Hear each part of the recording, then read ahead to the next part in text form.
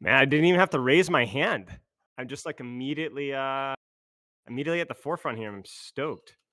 I know. Sometimes we're efficient, Not always, but Crazy. That's crazy. That's crazy. All right, let me get everything pulled up here and we'll be good to go. I got to get Overwatch started. I'm also going to weep openly if my screen share doesn't work because I don't know if it's just me, but Discord screen share for Overwatch specifically hasn't worked. So I've had to use just like my entire display share, which is fine, but it's a little awkward. Let me see if I can test this to see if this works. And then we'll be good to go. Also, Malevolence, I will be recording on my end as well. So just in case your computer spontaneously combusts, we will be fine. thank you. I Assume, appreciate that. Usually I ask someone in the audience, but it's good to know even Spilo has our back here, right? yeah. Let's get this pulled up here and let's see if this works. Hopefully, this screen share does not capture my quick play win and loss record recently. Hey, it works! Nice, guys. For some reason, it's been doing this whole stream pause thing, and I don't know why. Even though it doesn't matter what happens, it just stream pause. So it's been obnoxious. But all right, I'm gonna get the chat pulled up here, and then I will start reading. Hello, everybody. Hello. Shout out to my trailer guy who absolutely killed it. Kazurai, Kazurai, Kazurai, the kazoo made an amazing trailer. It was ridiculously over the top, but to be honest, that kind of fits my vibe. So I loved it. I literally was like, my gosh, I have a trailer. Yeah, I had a freaking trailer. Yeah, I did. Yeah, so for this seminar, I had a trailer. Pepper can't believe it either. So it's incredible. So yeah. I've never had a trailer for a team coaching seminar. Last week, I had a quick play coaching session, and now I have like an official seminar. It's incredible. Why do patrons not get the seminar treatment? Because you guys are not important. You're small little underlings. Okay. Let's get this replays code set up here. We'll get started in just a minute. Malevolence, I don't know what y'all guys have for time, but I'm thinking like hour and a half, maybe a little longer, depending on how questions go, if that works for y'all. Yeah, absolutely. Generally, we try to, cap it at 2 hours max because we have a very questionist group here. Yeah, that's But fine. like whenever Fine. you're like, okay, this is good. I'm a little bit Yeah. tired. Whatever. Sure. When I'm bored of you mediocre little random citizens and I have more important things to do like saving the world and orphans and stuff like that. I don't even look at that quick play record, guys. It's not important. Then I will let you guys know. But I'm sure I will be happy to run over here. We'll start off by me kind of sniffing around here and seeing what codes we have. We've got some dive stuff here in Jib. That's going to be awesome. Let's keep looking here. I'm going to look through what Mayhem sent me. Shambali. I see some variety of element teams representation. We love that. So love what you guys have been doing and excited to be taking a look here. Look at some more congested pokey brawly stuff. Looks like more like pokey stuff. It's good. And then King's Row, Scrim's Row. Wow, we got the full cornucopia here. I love that. Is there Lucio? Please tell me it's Lucio. Oh my gosh, guys, we have freaking Lucio. I'm so excited. Okay, good enough. All right. Well, just because it's fitting with my reputation, we're going to leave my quick play record up during my introduction. Ladies and gentlemen, my name is Spilo. I have been coaching for 7 years, longer than most of you guys have been alive. Started off as a miserable bronze player with no first-person shooter experience. From there, I went into some content coaching just because I've always enjoyed coaching. I used to coach mixed martial arts. I've coached sports. I've taught mathematics. I've done a lot of different teaching aspects. So everything I've done, I've enjoyed teaching. And so coaching Overwatch, watching Overwatch League Season 1, I really was like, man, I want to be one of those overpaid, worthless Overwatch League coaches myself. And so I started working Overwatch as part-time, whether it's with streaming or coaching random diamond teams and then masters teams and then grandmaster teams and then tier 3 teams and then contenders teams and sweating and crawling my way all the way up into the Overwatch League for the London Spitfire for 2 seasons. And then decided that I kind of was done with my professional career from then on. Really haven't pursued professional team coaching since then, but still do professional analysis, as well as obviously a lot of individual coaching, game design critiques, and the like. So glad to be here. Some of y'all's names I know. Some of y'all's names I wish I didn't know, but that's irrelevant. And we're going to be jumping in today. So today we're going to be talking a little bit about the concept of win conditions. And if you guys don't know my reputation, I'm the angle guy. I don't think I take any claim as to being the guy that invented off angles by any means, but I think I've done a pretty good job of bringing off angles and map control to the Western macro light. Certainly for the casual audience, and I like to think even at the professional level as well. It's been something that I've pushed for a lot. Not because angles are the only thing that matters, but because it's the thing that I think the West has been a lot behind in terms of understanding, whether it's with dive, poke, or brawl. And we're going to be deconstructing some of y'all's concepts of what tempo means, what map control means, what win conditions mean. And more importantly, I kind of want to go over Malevolent's message here because Mayhem's message here, because I think we're going to start with what you guys wanted out of the seminar. And I'm going to use that as a springboard to start talking about topics. So we're going to hit on topics. Let's take a look here. I took a look at the Christopher seminar, which, by the way, if you guys haven't seen that, highly recommend. Very, very good. We're going to be going over win conditions, how to identify them based on what your enemy is playing. And then I think the trailer does a really good job delving into like the poke, the dive, the brawl, and some ridiculously, hilariously, and beautifully done analogies with music, which I greatly appreciated.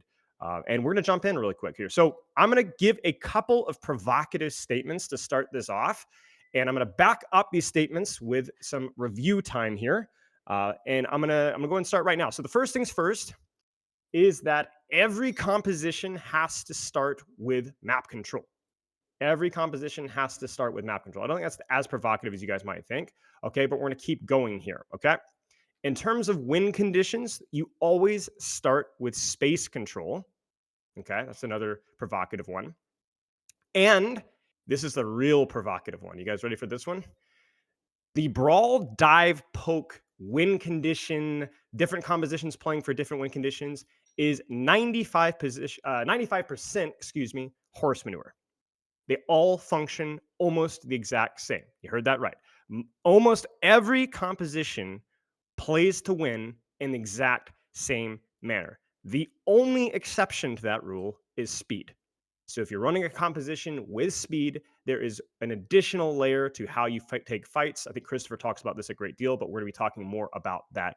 And Rio, we're going to be talking a great deal about lane theory. So the whole concept of dive versus poke versus brawl, I want you to wrap that up into a little, like an aluminum foil, crumple it up and throw it away and never think about it again, because it is absolutely false. It's misleading, and it's not going to make you a better player in ranked, nor is it going to make you a better player in scrims. So we're going to jump in really quick here, and I'm going to kind of we'll start off with the easy low-hanging fruit. We're going to start off with Gibraltar here as kind of, make sure I've got the right Gibraltar here. I think this is it, as kind of our backdrop for how to explain this. So Christopher used Microsoft Paint. I will probably be using Microsoft Paint as well at some point, but we'll start off with some real-time analysis. Now, the first thing we're going to talk about is I'm going to talk about my claims that every composition plays in the exact same manner. I want you guys to picture Ash versus Cassidy. I'm going to ask a lot of questions while providing the answers, but the questions are legitimate, and I challenge you guys to put at least a couple seconds thought to answering them yourselves. How does an Ash beat a Cassidy? Is it tempo? Is it proximity? Is it slow? Is it fast? Okay. The answer is the first answer, the obvious answer. Well, it's a question of range. Like an Ash beats a Cassidy by poking him down from range. If a Cassidy closes the gap on Ash, the victory will go most of the time to the Cassidy just because of his weapon, his kit, his lack of scope. I mean, just everything with Cassidy just feels better up close. It doesn't mean that Ash cannot win up close, but it's much more unlikely that that's going to happen. Well, let's keep going with that. How does a Reinhardt beat a Sigma?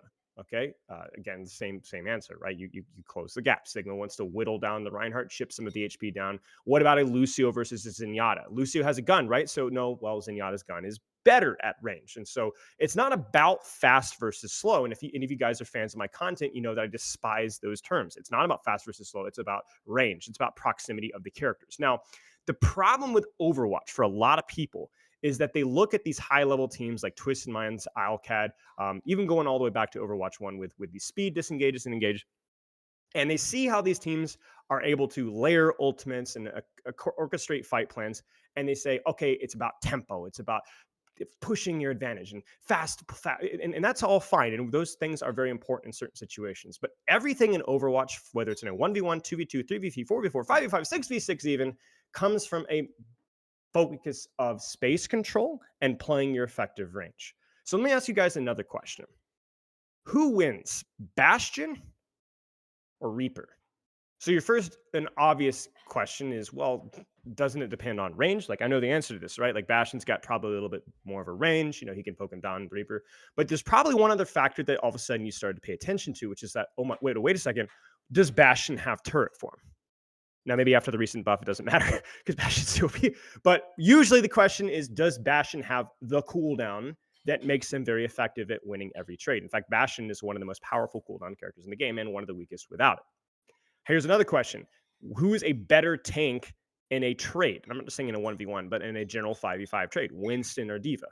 Again, we have a very important asterisk, right? Winston versus Diva, who's got better poke? Well, I don't know. They're both pretty good up close, maybe Diva technically, but it's not really about their range difference. It's about, and this is the important use of the term, tempo.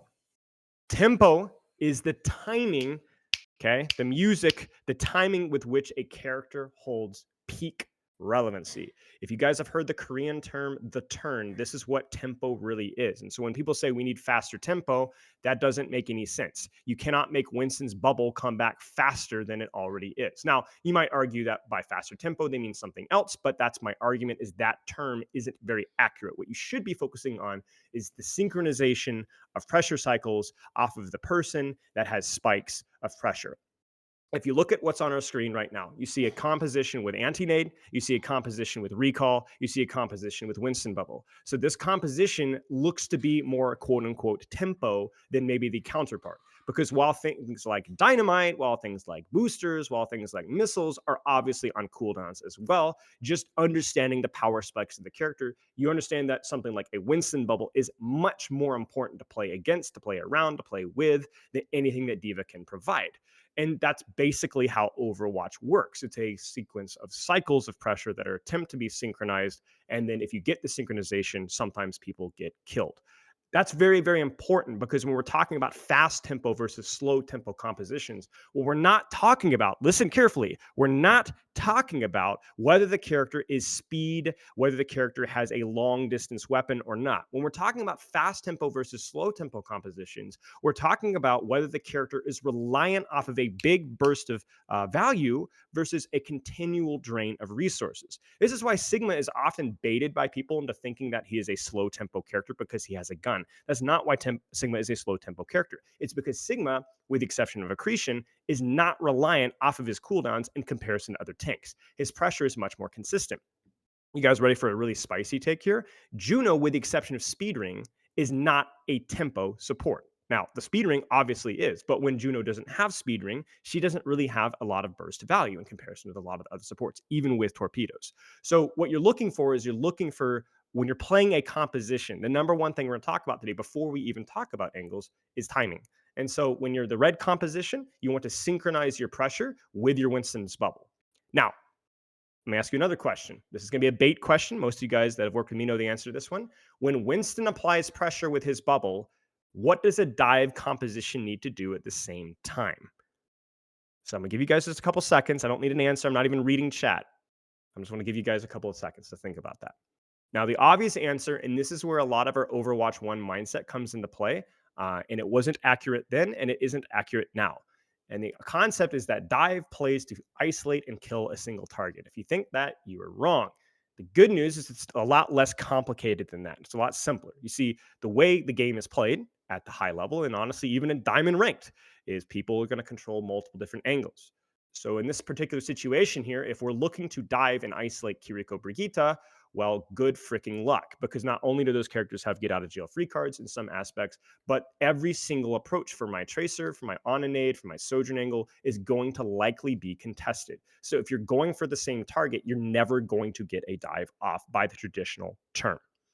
So what a dive is, what tempo really is, what we need to be doing off of our big cooldown trade is simply taking an angle, taking space, whether that's pushing cart, opening an angle to poke backline, rotating to top. Basically, an action has to be tied to the bubble, but what the action is almost irrelevant.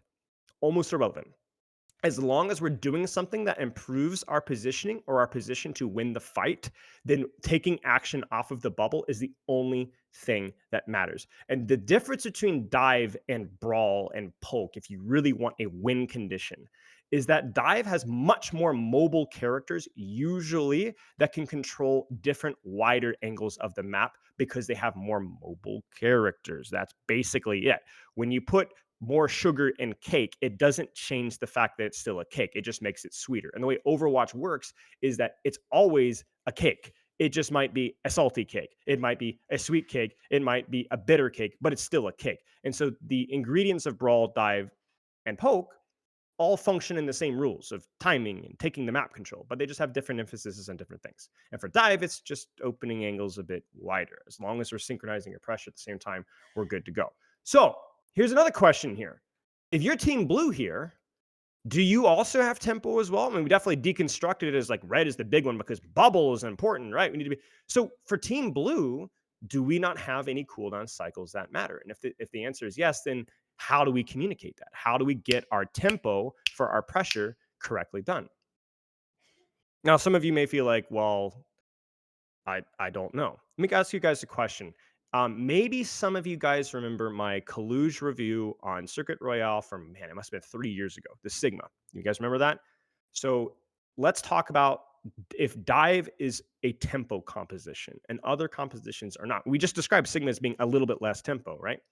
If you guys remember that review, one of the key takeaways when I was going through it is how Kaluge, and all top Sigma teams did this, would always synchronize his peaks, not his dives, because Sigma doesn't close the gap, but his peaks with pressure from an off angle or his snipers or his backline.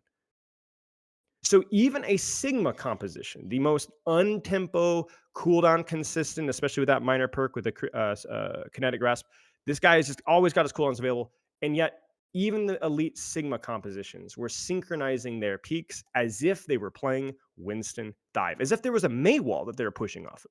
And so you've noticed something here that whether you're playing a tempo-oriented composition or something a little bit more blasé, your timing of your peaks, the timing of your pressure matters. And so the question is then who calls that timing? Does my diva call the peaks? Does my Ashe when she's opening up an angle? Maybe if I was running this with an Ana and my Ana wants to look for nade, and the answer is it doesn't matter. As long as we're applying pressure at the same time, it doesn't matter who calls it, who calls the peaks, as long as we're doing it at the same time and applying pressure in the way that makes the most sense. Now, and this is going to be my final important point before we start to analyze this match. What we're going to do is we're going to be breaking down a couple of non-ult fights and looking at ultimate fights, and then we'll go from there. The final point then is how do you position with Brawl? How do you position as Dive? How do you position as Poke? So we've got our tempo. Our Winston's going to dive. What should my Tracer be doing? Where should my Ana Brigitte be? Where should my Sojourn be? And the answer is it depends. It depends, but it's not. It depends on the situation, the comp. No. It does not depend on that whatsoever. Again, it's even simpler than that. It simply depends on what range your character is. So here's a question for you guys. What type of angle or lane does my Ashe like? How would you describe the architecture that favors an Ashe? Okay, obvious answer there, right? Bit of range, bit of cover, longer sightline, obvious. Okay, what about what type of angle or lane or range does the diva prefer? Well, close, right? So either threatening a dive or denying an angle, or we'll talk about objective later, but yes, denying objective as well. What about Kiriko? What about Brigitte? What about Tracer? What about Winston, Ana, Brig, Sojourn? See, what you start to do is when you talk about how your composition should position, you don't start to overthink the matchup or the style of composition. Well, we're playing hybrid, so we're going to put no. You simply plug the character's effective range and mobility into the angle that they need to be. So if we let this fight devolve, the question of where Sojourn should be, where Ana should be, is obvious. We want a sightline. Where should my Tracer be? Well, obvious. Now, some of you guys might go, well, then why is my Tracer in cart? Like, why is Tracer good in cart?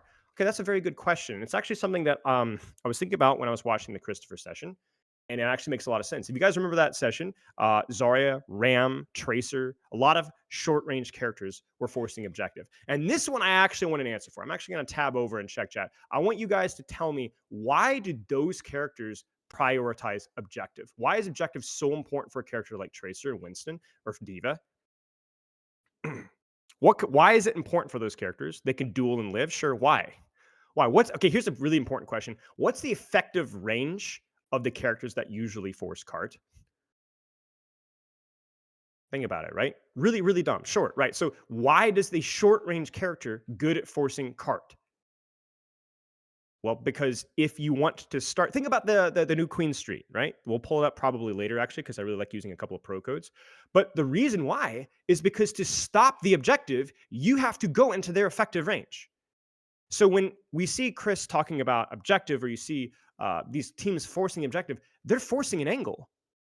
They're forcing the angle. The cart is the angle. They are forcing people into their effective range if they want to stop the objective. And an objective is very important in Overwatch. The whole reason that we take these angles, we take these maps, is so that we can continue to move the objective.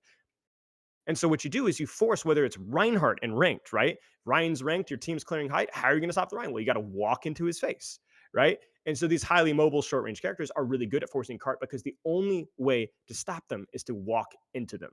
And so that's essentially what we're looking for here. So we're going to take a look really quick here. I don't know what rank, do you know, Malevolence, what rank this lobby is here approximately? I believe this lobby's around plat.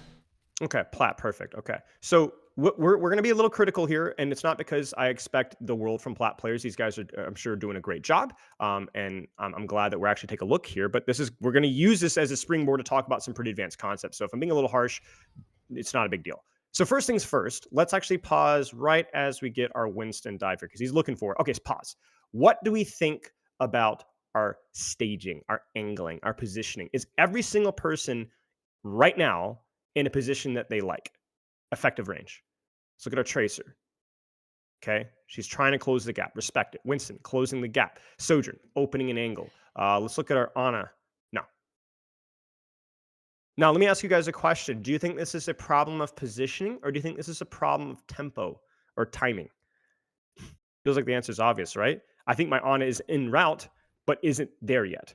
And so it's not the end of the world if she's rotating during that dive, but I don't feel like there's any urgency in getting here. We should have been here 15, 20 seconds ago. And then once we were here, we could then prioritize on capitalizing off of a Winston dive. Now, whether that's a nade or shots or healing, it doesn't really matter, but this is just too slow. Now, this is going to be really, really important for you support players out there. Who else is the fraud right now? I'm being hard on support players, shockingly. Who else is the fraud right now? This one I do want an answer for. What about Brigitte, Ria asks. What about Brigitte? What about Brigitte? We're focusing on Team Red right now, but we could probably break down Team Blue. Right. Why is my Brigitte here? This is not a passive-aggressive question. This is a legitimate question. What's the purpose of Brigitte in this composition? What's the purpose of Brigitte? What's the purpose of main support? What's the purpose of Lucio? What's the purpose of protecting Ana? Okay, good. Keep going. Play close, not far if she's defending Ana. Good. Okay. Denying space. Good, good. Assisting Ana. Good, good, good, good. Let me ask you guys a question. When we're denying our Ana from a threat that is 40 meters away, what the frick are we doing? Again, I know I'm being way too harsh in this player. I do the same stuff myself, but again, I'm just using this as a springboard. Why are we here? The purpose of Lucio, the purpose of Brigitte is to, with the anticipation, listen carefully, with the anticipation of somebody closing the gap on you, your job is to deny that gap being closed, thereby giving your close range skirmish support playstyle value. However, if there is nothing closing the gap on you and there is no threat of closing the gap on you, it is your job to close the gap on the enemy team and either to pocket your tank or deny the angle from even being taken in the first place. And so one of the worst things that a support player can do, especially a support player like Brigitte or Lucio, is to fail to close the gap when that lane is not being threatened. Now, I know it seems like all of a sudden, why are we talking about like main support? Like what? Because remember, what did we start this conversation about? We started about win cons by taking lanes, playing to your effective range. You pick your character to control a certain range and you plug them into that range. That's it.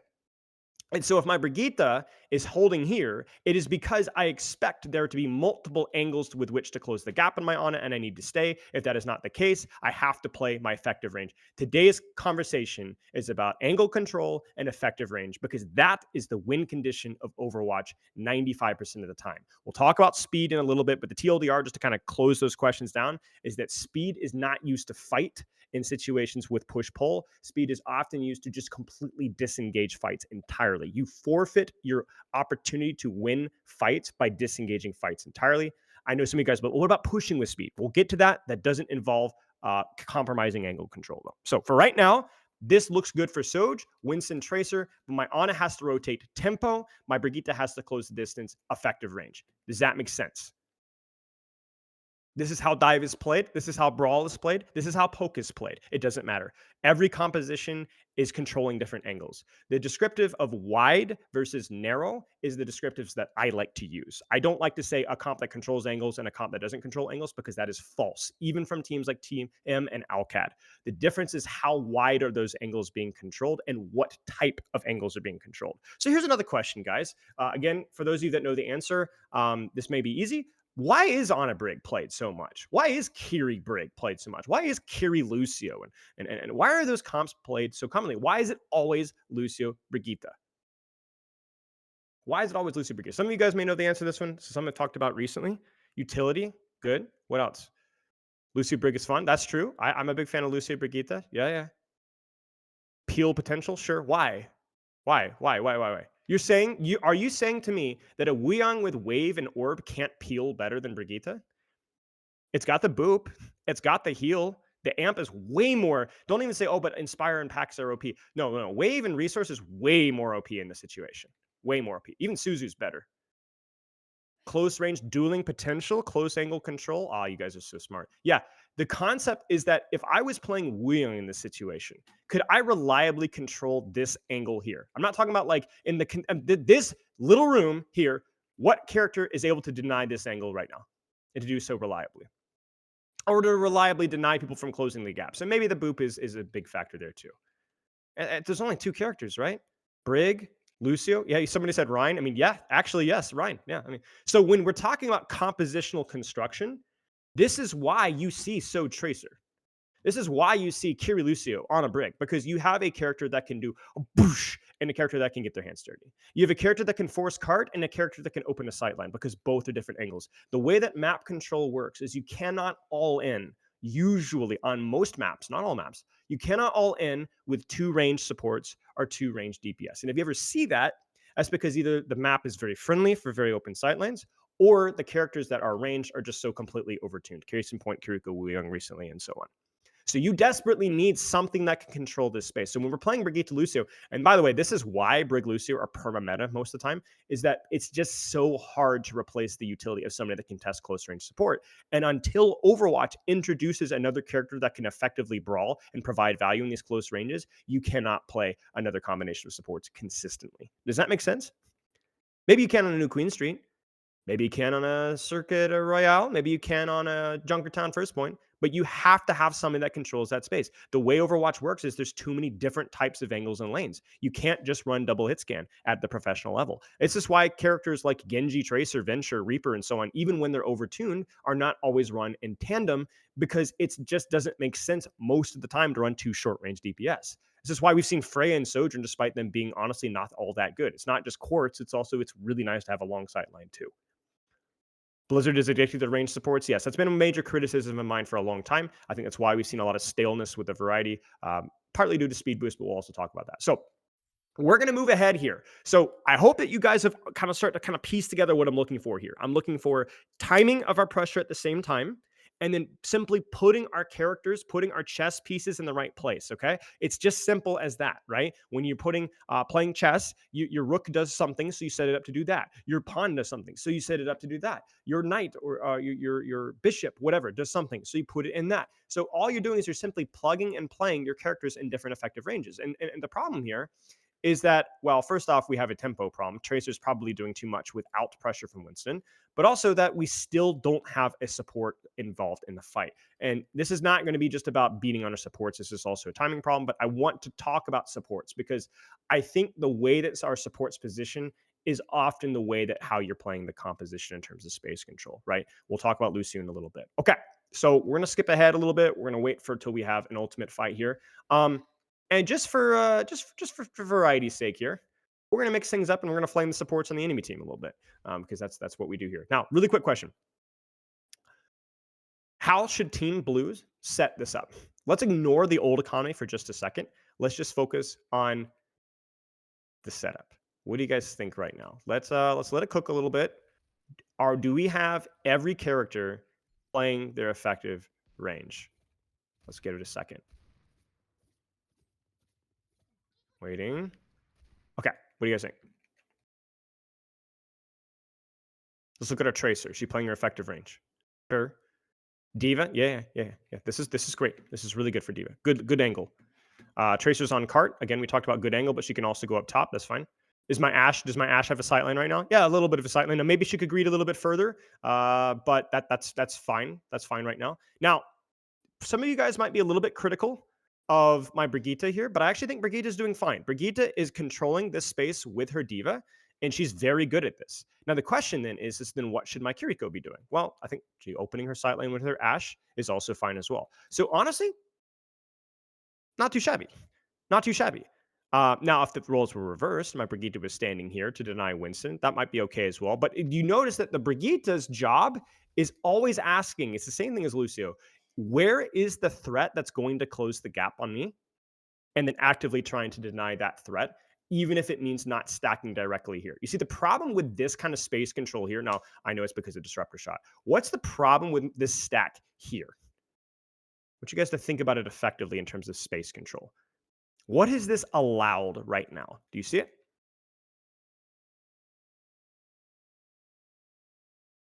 Where can my Winston engage from for free? Right. So Winston gets the staging for free to jump height. Any pocket that my Tracer may or may not need for the 1v1 is also gone, dried up, whether it's from the Kiriko or Brigitte. But regardless of if we're on the perfect lane, there's no space control right now. And so if all it takes here is one anti-nade, one angle engaged from Nano Winston, and even just a pulse bomb, and things are cooked. So right now, it's really important right now that what my Brig is doing right now happens. Forcing the re, giving the pocket on the Tracer. And then now, oh no, we don't have the, maybe my Brigitte is not going to deny the Winston. It doesn't matter anymore because whatever pincer approach that was there from the Tracer that may have been there from an off angle engage from the Winston has now dried up because my Brigitte has denied the angle by simply, you ready for this? This really complicated concept of she simply pressed armor pack and then that denied the entire engage. It's really good. It's really good. How can this Winston engage now? Can he go through here? No. Too far, too compressed. Diva's going to body block. Can he go from here? No. Whip shot, coach gun, not going to happen. Nowhere to go. Nowhere to go. And so if this whip happens, and it does, W supports. Pocket on the Diva from Kiri, denial of Winston in here. And you notice that the Brigitte was in here earlier because it's a smaller space, but as soon as the Winston pivoted, she went and matched the Winston.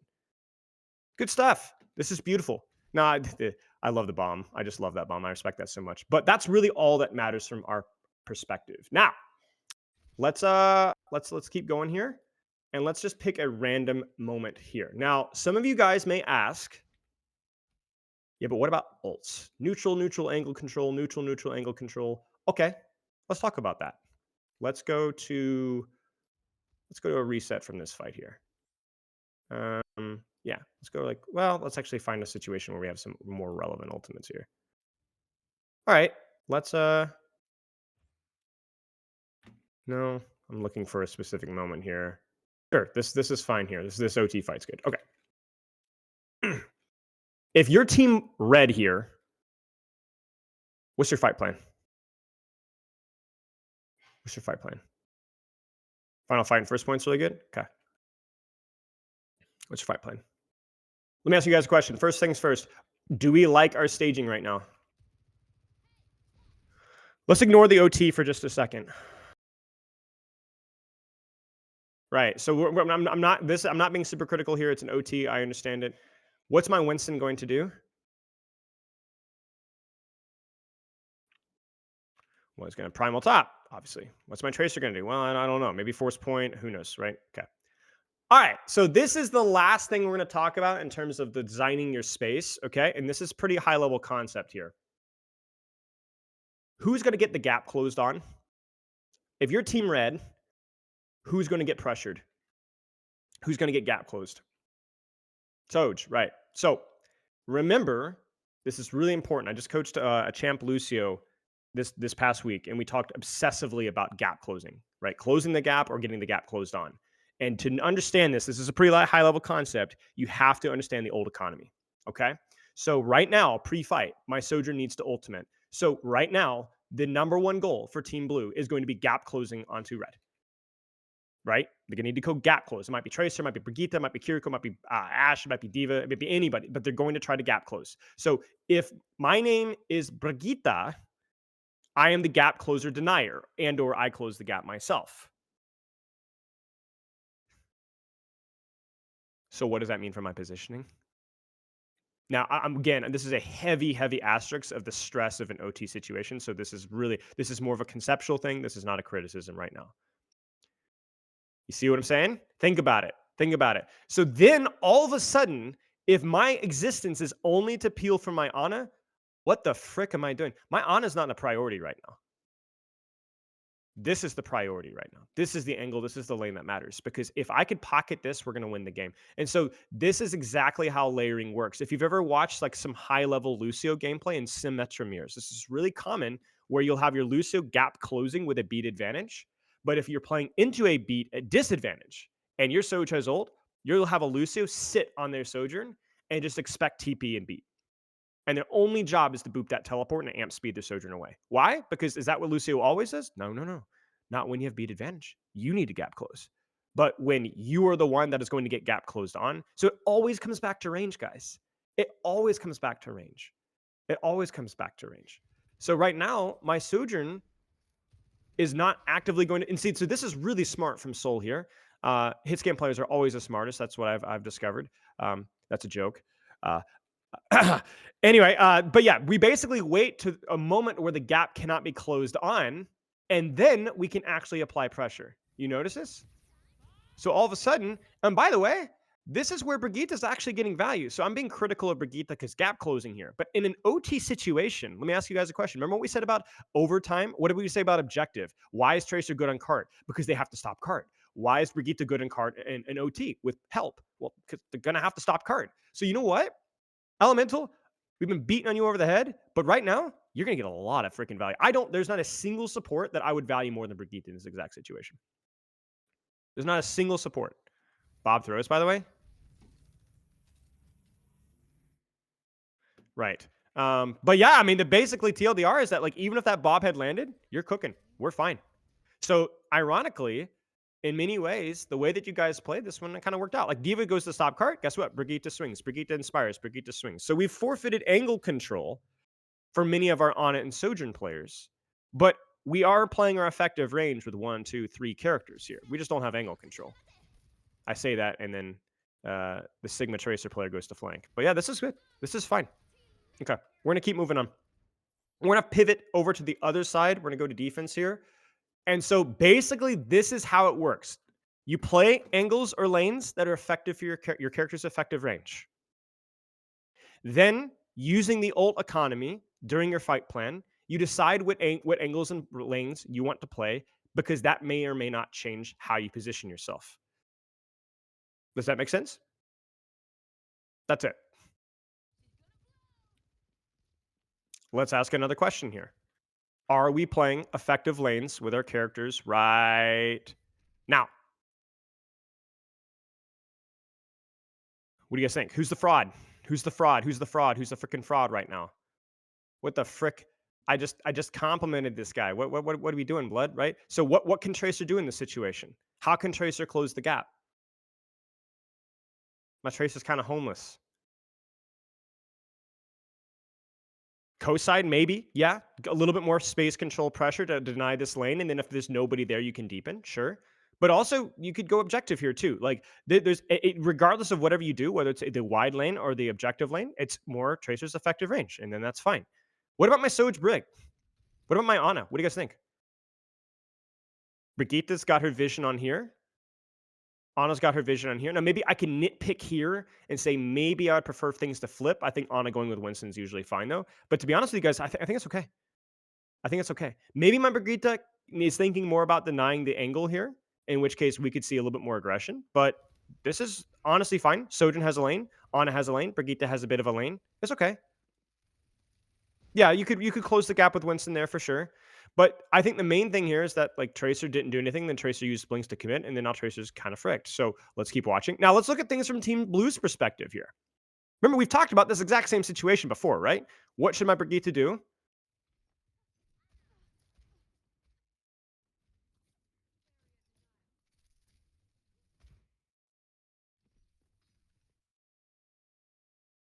What do you think, guys? What do you guys think? What do you guys think? That's not too bad. That's not too bad. We got to. It's scary. This I'm not in a vacuum here. This area is very scary for Brigitte. It's very much a skill play, but I don't hate it. I don't hate it. Do you see what we did here? We closed the gap so we had a better angle to pocket our backline while also pocketing our tracer. We hit our whip, we disengage, and we pull the resources away from our backline. What would have happened if King Scar had been here? How would the Winston have staged? The answer is easily, right? Easily. Drop, easy dive, cleave. Right? You have to be very careful with how you take spaces, Brigitte, and your mistakes will lead to your death. But this is exactly what we're looking for.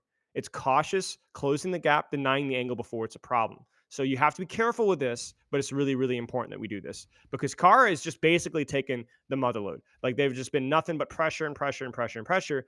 And then now we have the opportunity to go forward from there. Now, let's take a careful look at what happened here. What should backline from blue do right now? What's the problem here?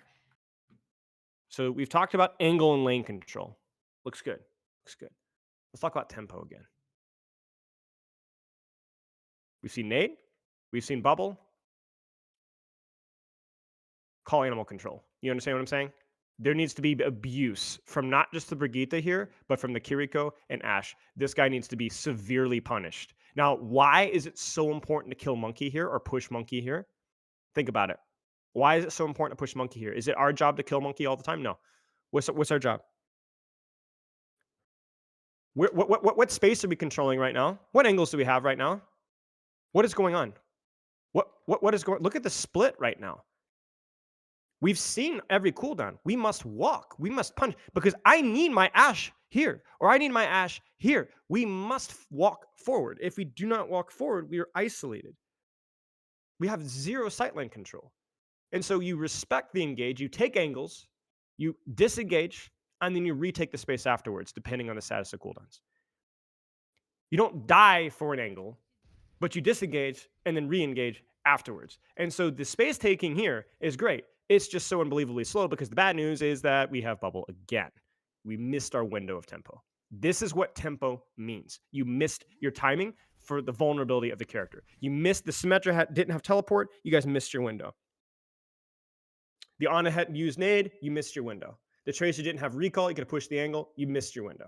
And so now, ironically, while I like the proactivity here, I would prefer the Kiriko probably to kind of spacing things a little bit better here, but this is still fine. I like the proactivity here in terms of angle control. The problem is that the tempo is off. And so that while Brigitte likes to close the gap, Winston with bubble is better. And so this is really, really freaking dangerous, as we can see. And so I don't mind the concept of what we do there. We just missed our window. We missed our window with both nade and bubble. Does that make sense? Let's look at one more fight. We'll look at an ultimate fight, and then we'll move from there.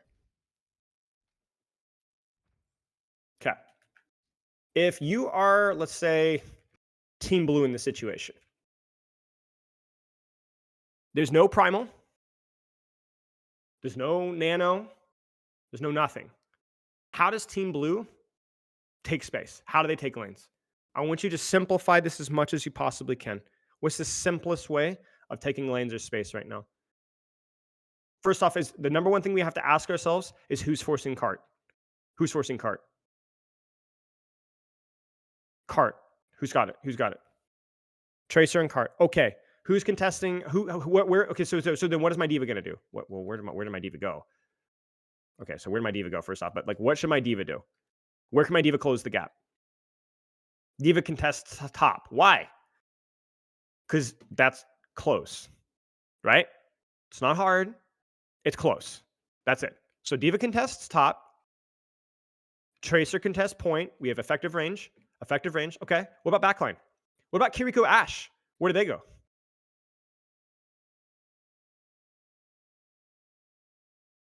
Well, they just need a sight line, right? That's basically it. It's not complicated, right? Not complicated. All right, what about my Brigitte? What about my Brigitte? Is the gap going to be closed in backline from this height to here?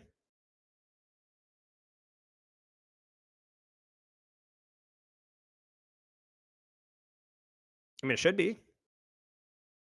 Probably should be. Probably could be. So yeah, so my Brigitte will actually play with backline here, not because they have nano or primal, because that's obvious, but because they have a superior position. So they're gonna be a gap closed. Now, in terms of angles here, I would probably say I don't like this usually, almost ever. I don't like a 3-man stack.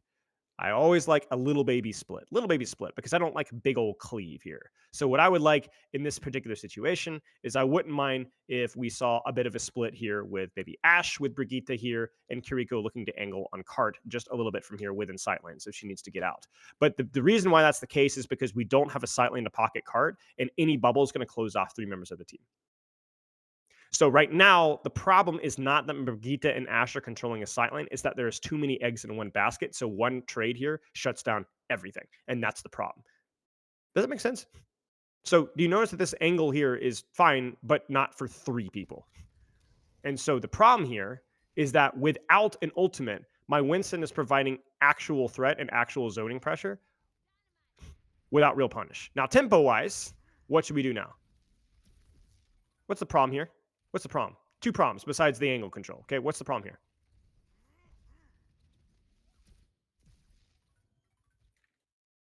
Need more aggression from backline afterwards. We've already seen that. Also, D.Va gave space. Why?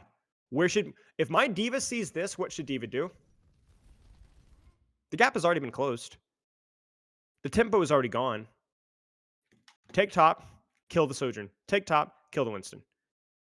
Right. Now, if D.Va had already been here, I wouldn't have wanted to wait here, but if she'd already been here, then it would have made sense. But do not chase threats.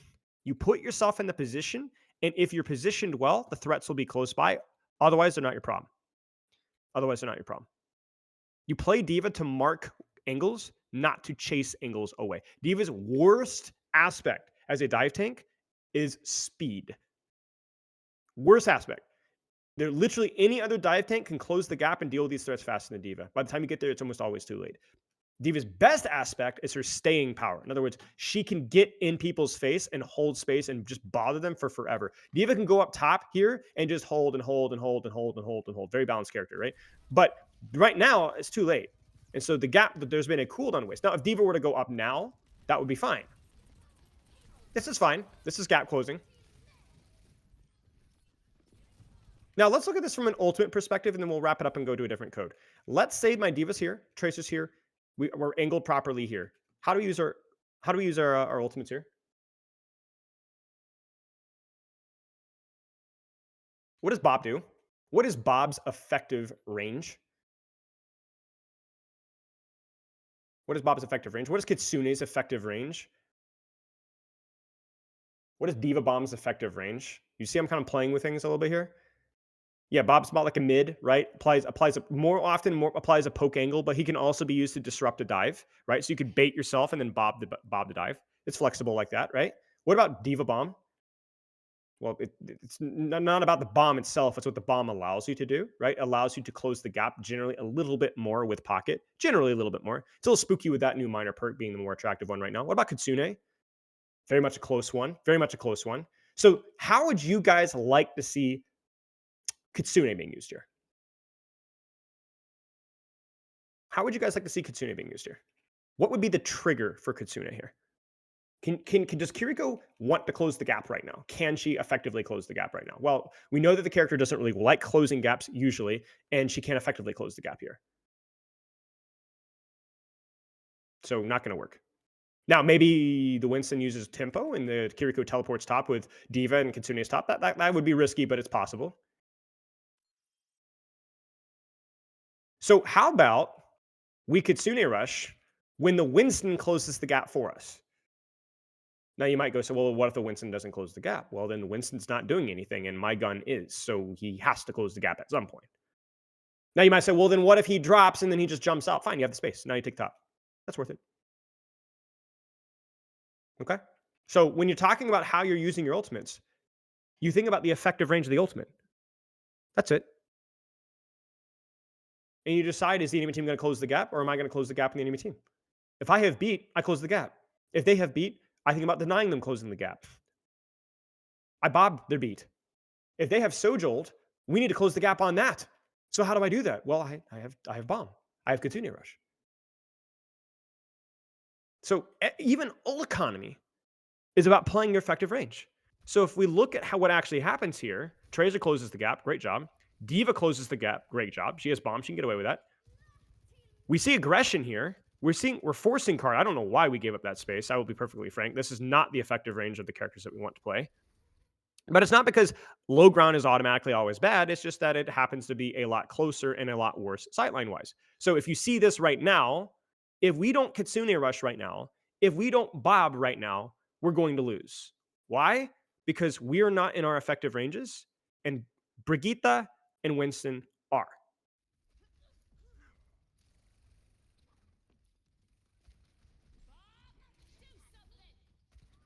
Bam.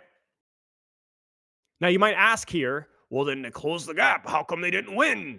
What's the problem for Team Red here, guys? They got their effective range, right? What's wrong? What's the problem? What's the problem here? It's not positioning necessarily. It's the T word. It's tempo. Look at the value. So much. But there's nobody there. Sojourn isn't peaking. Ana isn't peaking. Winston cycled out. Tracer wasn't staged.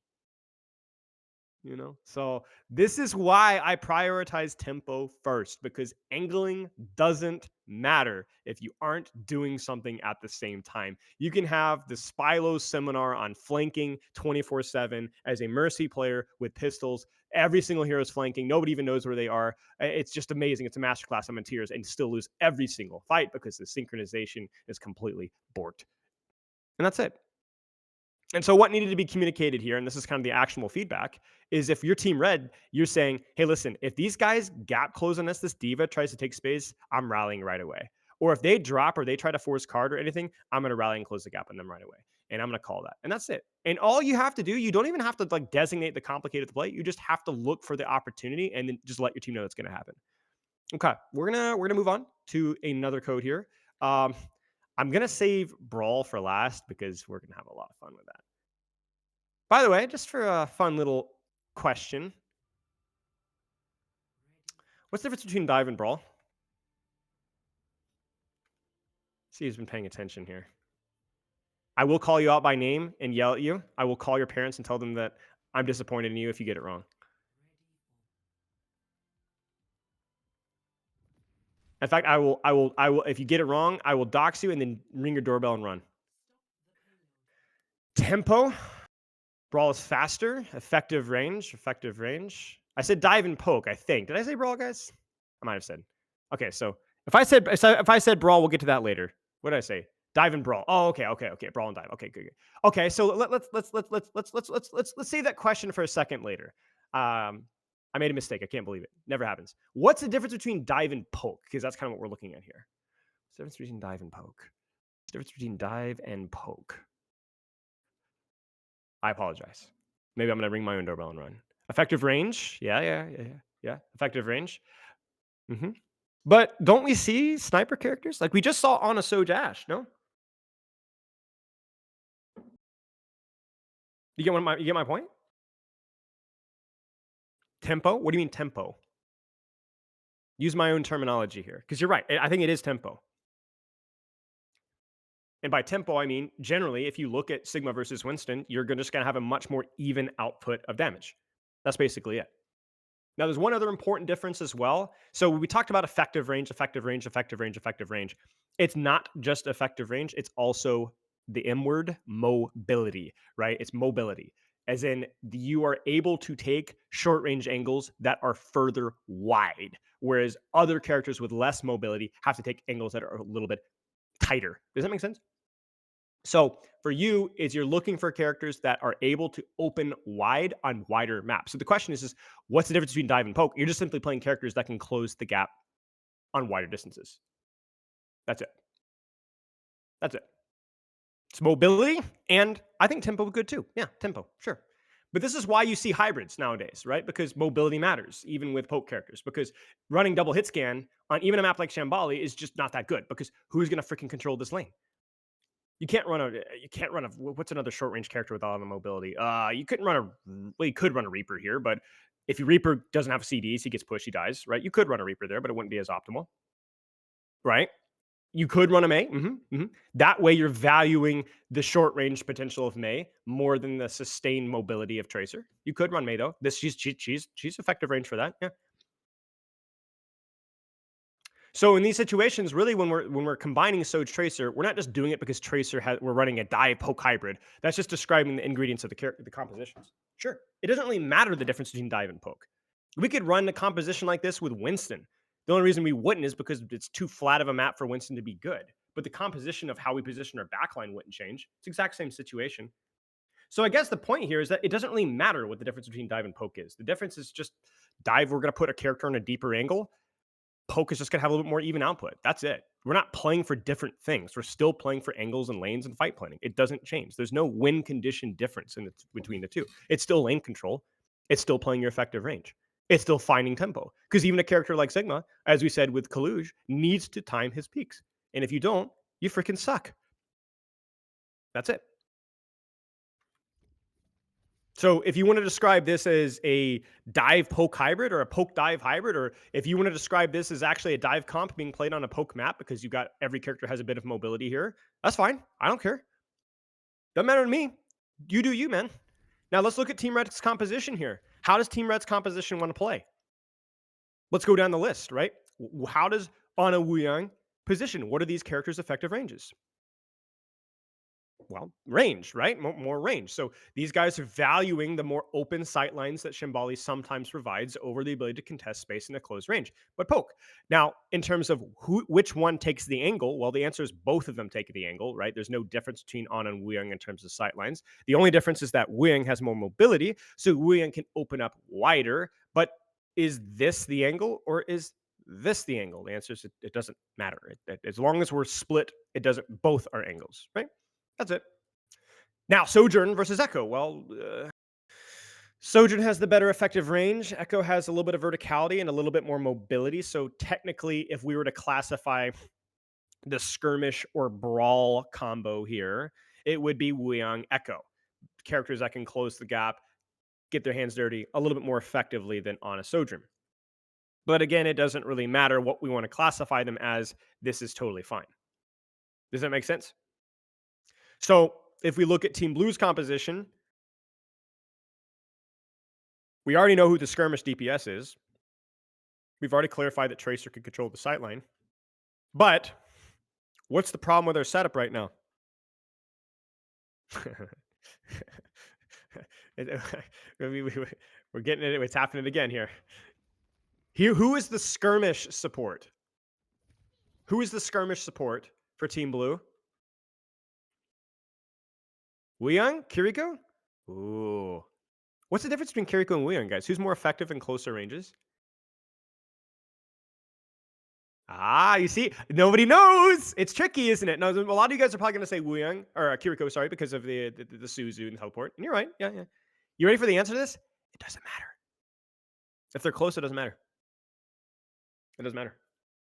Which one wants to play in the angle here? They can both function. That's fine. But somebody's got to freaking help this Tracer because she needs support.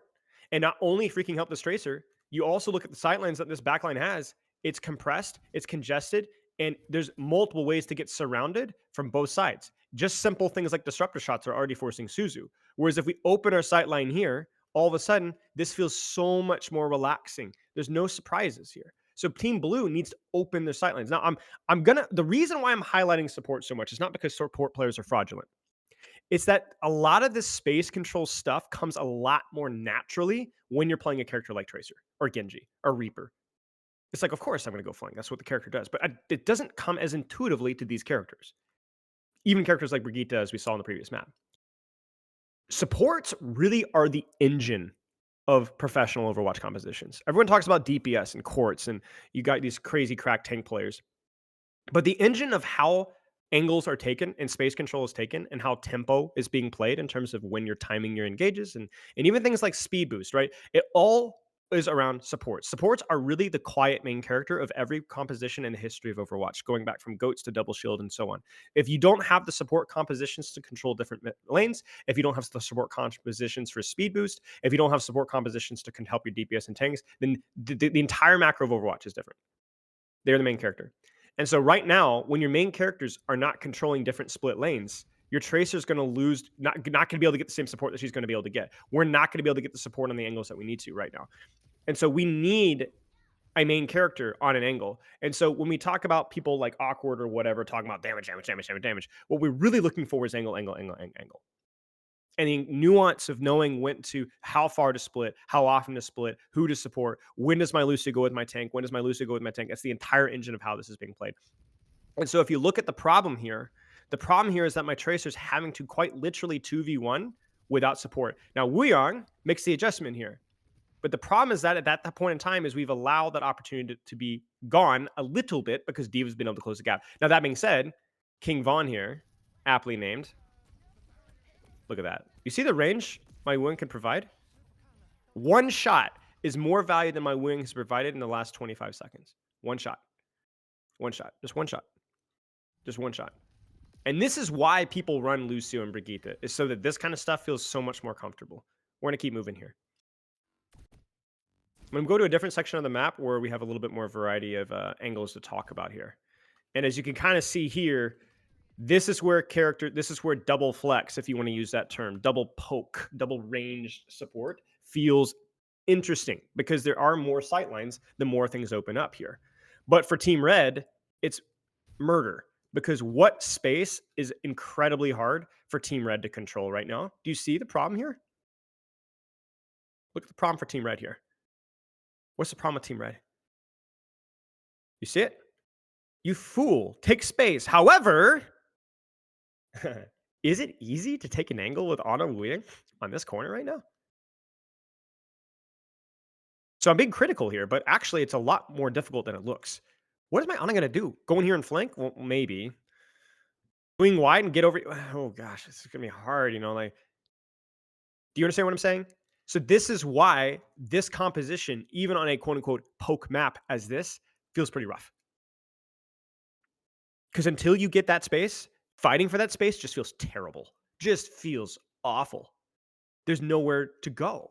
And so our D.Va's isolated, our Tracer's isolated, our Tracer's getting no help, their Tracer's getting help because this angle feels a lot more easy for the defense. And so Fragito tries in the second that Fragito tries.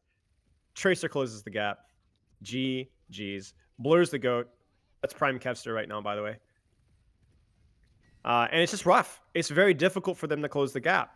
You notice that? In every angle that they walk to, there's a support and a DPS marking. Every single angle that they walk to. Now, would I like double flex on third point? You bet your bottom. I'd love it. Look how open that point is. But this is why teams at the high level don't run double flex here. They'll run freaking Ram. They'll run Lucio, right? They'll run not just because, oh, escort, you take a lot of fights, you know, that's fine. But just freaking Lucio's amazing here. Lucio's freaking amazing here. So again, when we talk about win cons, we just keep talking about the spaces that those characters want to control and how valuable it is to control those lanes with different characters. And that's why we continually see characters like Lucio Brigitte holding relevancy at the professional level. Let's keep watching here. Now, how should Team Blue hold this space here? Who's the fraud right now? Small adjustment. Where does their Kiriko need to be right now? Where does my Kiriko need to be right now? Right? Wide, right? Wide. Full pocket on Sigma. Open the angle here. You have the mobility and the angle to do it. This is exactly why you play double poke, so that you could just unleash agony onto the enemy team. Tracer on her effective range. Sigma holding the lane. Wing has to be cart. That's fine. But right now, we've lost space here. We've allowed this D.Va to zone a lot of our backline and allowed that Tracer to stage because my Kiriko hasn't had a sightline here. So much of how we're playing effective ranges here starts and ends with supports. It's not because support players are bad. It's because it's so incredibly important for you to understand exactly what you're supposed to be doing here.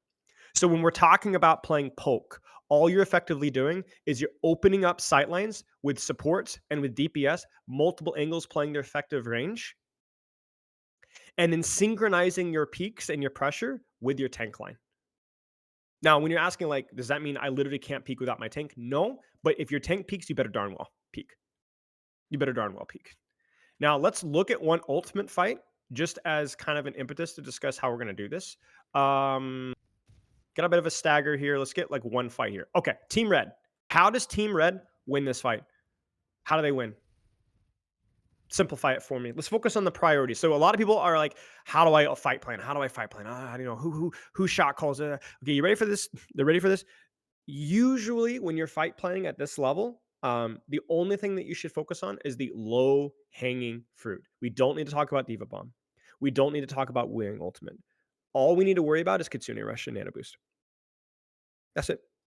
Now, Wu Yang ult, if you want to enable, that's fine.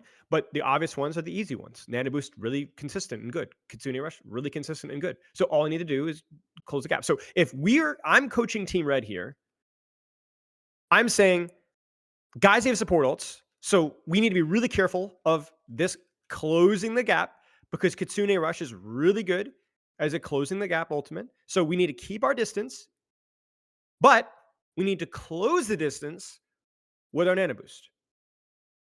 You understand?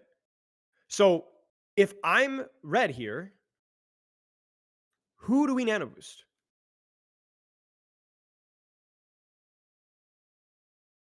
Sure. Now, why would you not nano your Sojourn? We talked about Nano Boost being good when gaps are closed. Why would I not Nano Boost my Sojourn? Sojourn doesn't want to be close. Exactly. Is there a dive character that is going to close the gap? Or a brawl character that is going to close the gap on my Sojourn? No. No, there's not. No, that's not the only thing that Nano provides, but yeah, the damage reduction is the big one, right? So no, I'm not going to close the gap because there's nothing to catch, so to speak. There's nothing that's going to close the gap on me. Remember when we talked about Brigitte staying with Sojourn because we knew that the Sojourn was going to get the gap closed on? You guys remember that? Right now, there's no gap to be closed with the exception of Kitsune Rush. So all we need to do is we need to turn our brains off, hold the angle here, and nano our diva. Now let me ask you guys a question. We'll keep another question. How should we split our angles? Does Diva go by herself? Obviously, I'm begging the answer to the question. It's obviously the answer is no. So then let me ask you, who needs to be laning with Diva? Because this is a pretty open sight lane here. Who lanes? Tracer? Sure. Who else?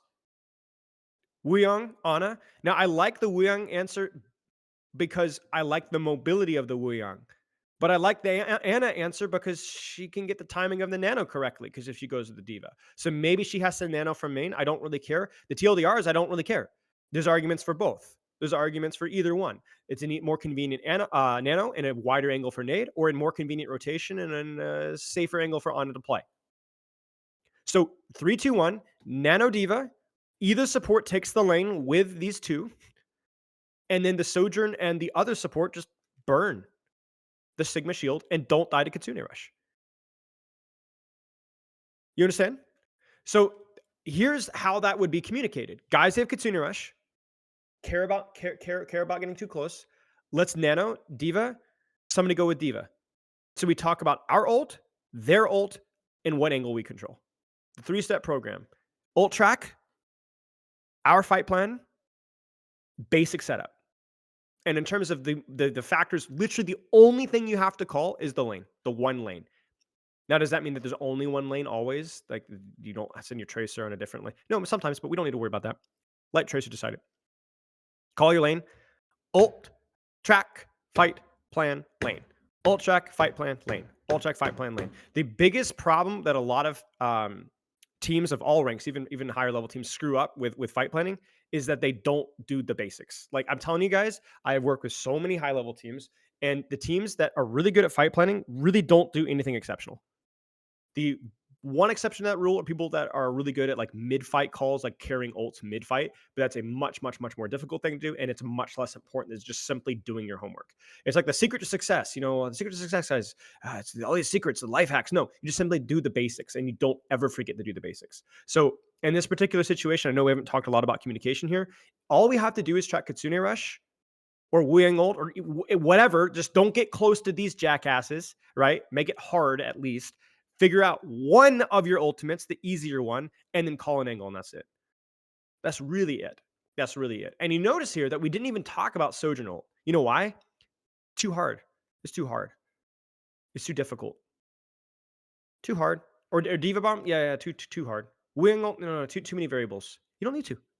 Now, if you get better at the mistakes or get better at the basics, sorry, and you want to layer that up a little bit, be my guest. But don't worry about making a 7-layer cake when you can't even make a pancake. You understand?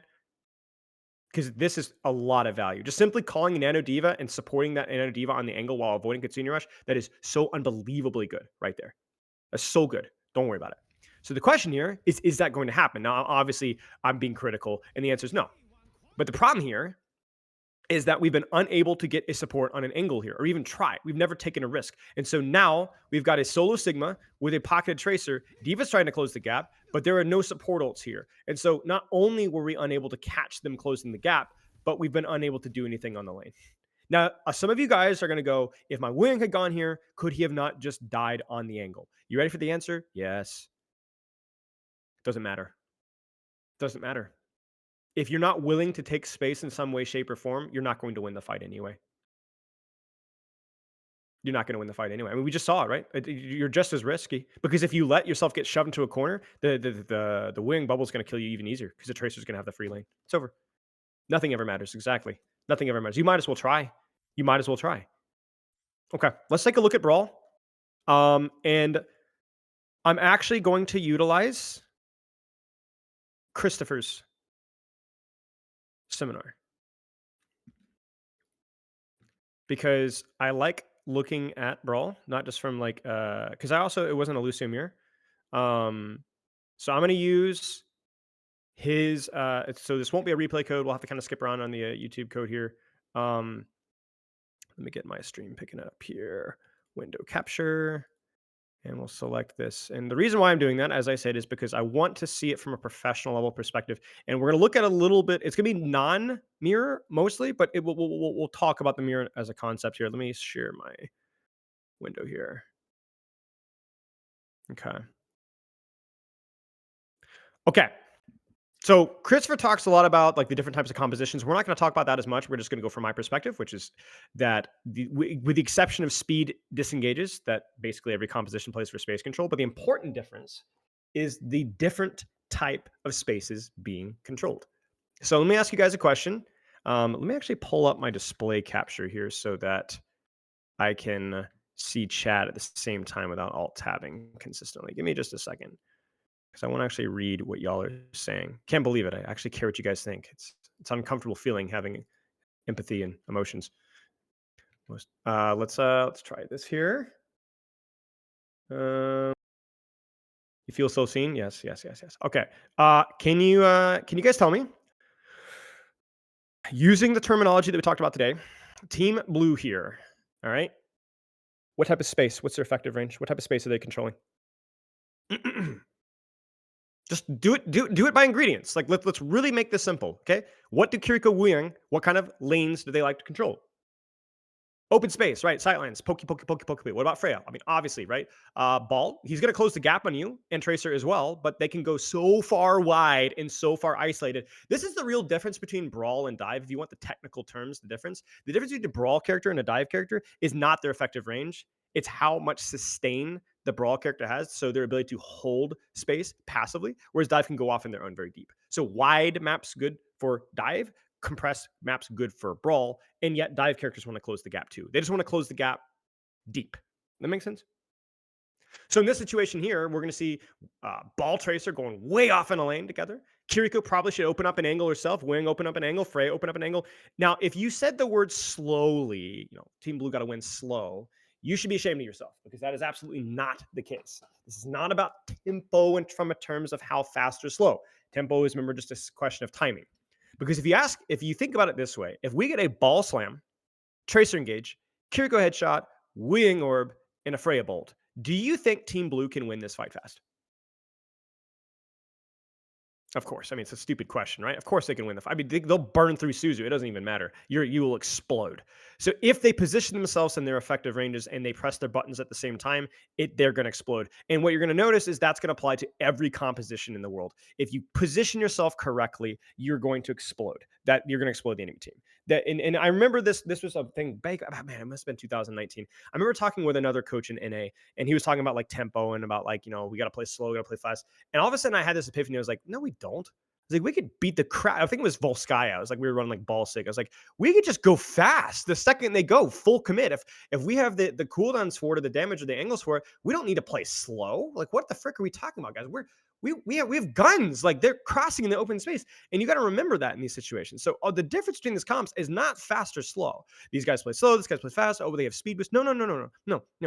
The reason why they're running Lucio here is the ability to move the point, to deny objective, right? But what's the difference between Lucio and Kiriko? Or let's say Wu Yang. What's the difference between Lucio and Wu Yang?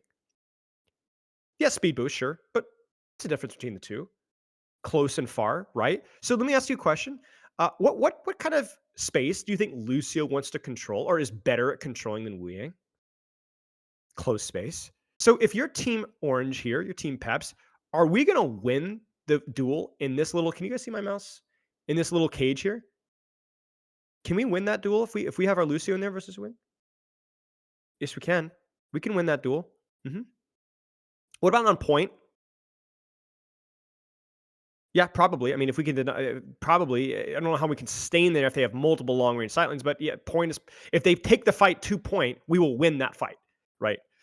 So when we're playing this composition with Hazard versus Ball or Lucio versus Wing, this is not a stylistic choice in terms of how the compositions function, only in terms of space. Only in terms of space. So if you actually look here, I'm going to skip around here a little bit. If you look at how this is positioned here, you can even see it with Peps. Peps prioritizes cage while also providing space control in here. So the thing about this left side of our map here, if Peps can close the gap or force fights to a location that is more for their effective range, they're going to win. If blue can open up wider sightlines, more damage, better vision, then they're going to be able to do more damage. So it really comes down to not a stylistic choice, but a positional space control choice and who can actually do damage once they get their positions. And I think Chris talks about it here. But the way to look at like coaching is if you get people in the positions that are correct for their effective ranges and you lose the fight, it really just comes down to mechanics. It really comes down to mechanics. So if like let's say Liquid here gets every angle that they want, they're all playing their effective ranges and they lose, it just comes down to did they just mechanics. That's basically all there is to it. Now I want to keep going here. And again, I'm just using this because it's really hard to find. I mean, I don't have OPR access and it's really hard to find. So okay, let's ask another question here. What's the effective range of Team Red's composition versus Team Blue's composition? What are the differences? Pretty simple, right? Same thing. Freya versus Cass. It's a question of range. Wu Ying versus Lucio. Well, it's an effective of range, right? So who should win the initial space control on this height here? Well, red, right? They're going to be able to close the gap. Like you can't push them out right away. You have to wide open and poke them down, right? So you are unable to do anything unless you open up sightline. You're running Lucio here, not just to move your tank around to push, pull, and all that stuff. You're just simply doing it because Lucio here is the most valuable support at controlling the space. It's just more range here. Now, as the map evolves and we're able to open up more angles, which generally takes a bit of time, I definitely favor Liquid's composition here. But you can even see it. Look at how these players are opening. Look at the range signature. Red wants to close the gap. They're unable to close the gap. And right now, this is the problem with how a lot of teams that play these compositions, not necessarily the professionals, but how a lot of teams at this level struggle is what's the problem with Red's positioning right now? I'm going to say red. I mean, you know what I mean. Orange, red, Peps, whatever. What's the problem with the Red's positioning here? Right. So they've taken this space, but they've stopped closing the gap.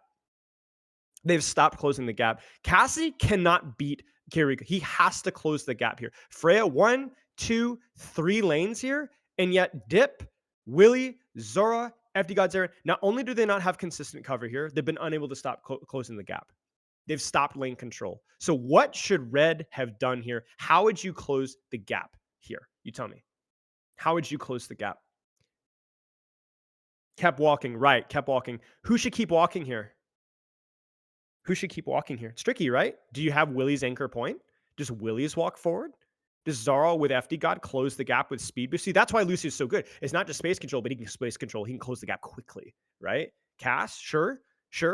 Maybe Zarya, Cass, Lucio. Kiriko holds the lane here, right? With Tracer. There's options here. There's options. There's creativity. This is why players like Quartz do so well. It's not just due to mechanics, but this guy always finds the lane, finds the angle mid-fight, and closes the gap, or opens the sight lane.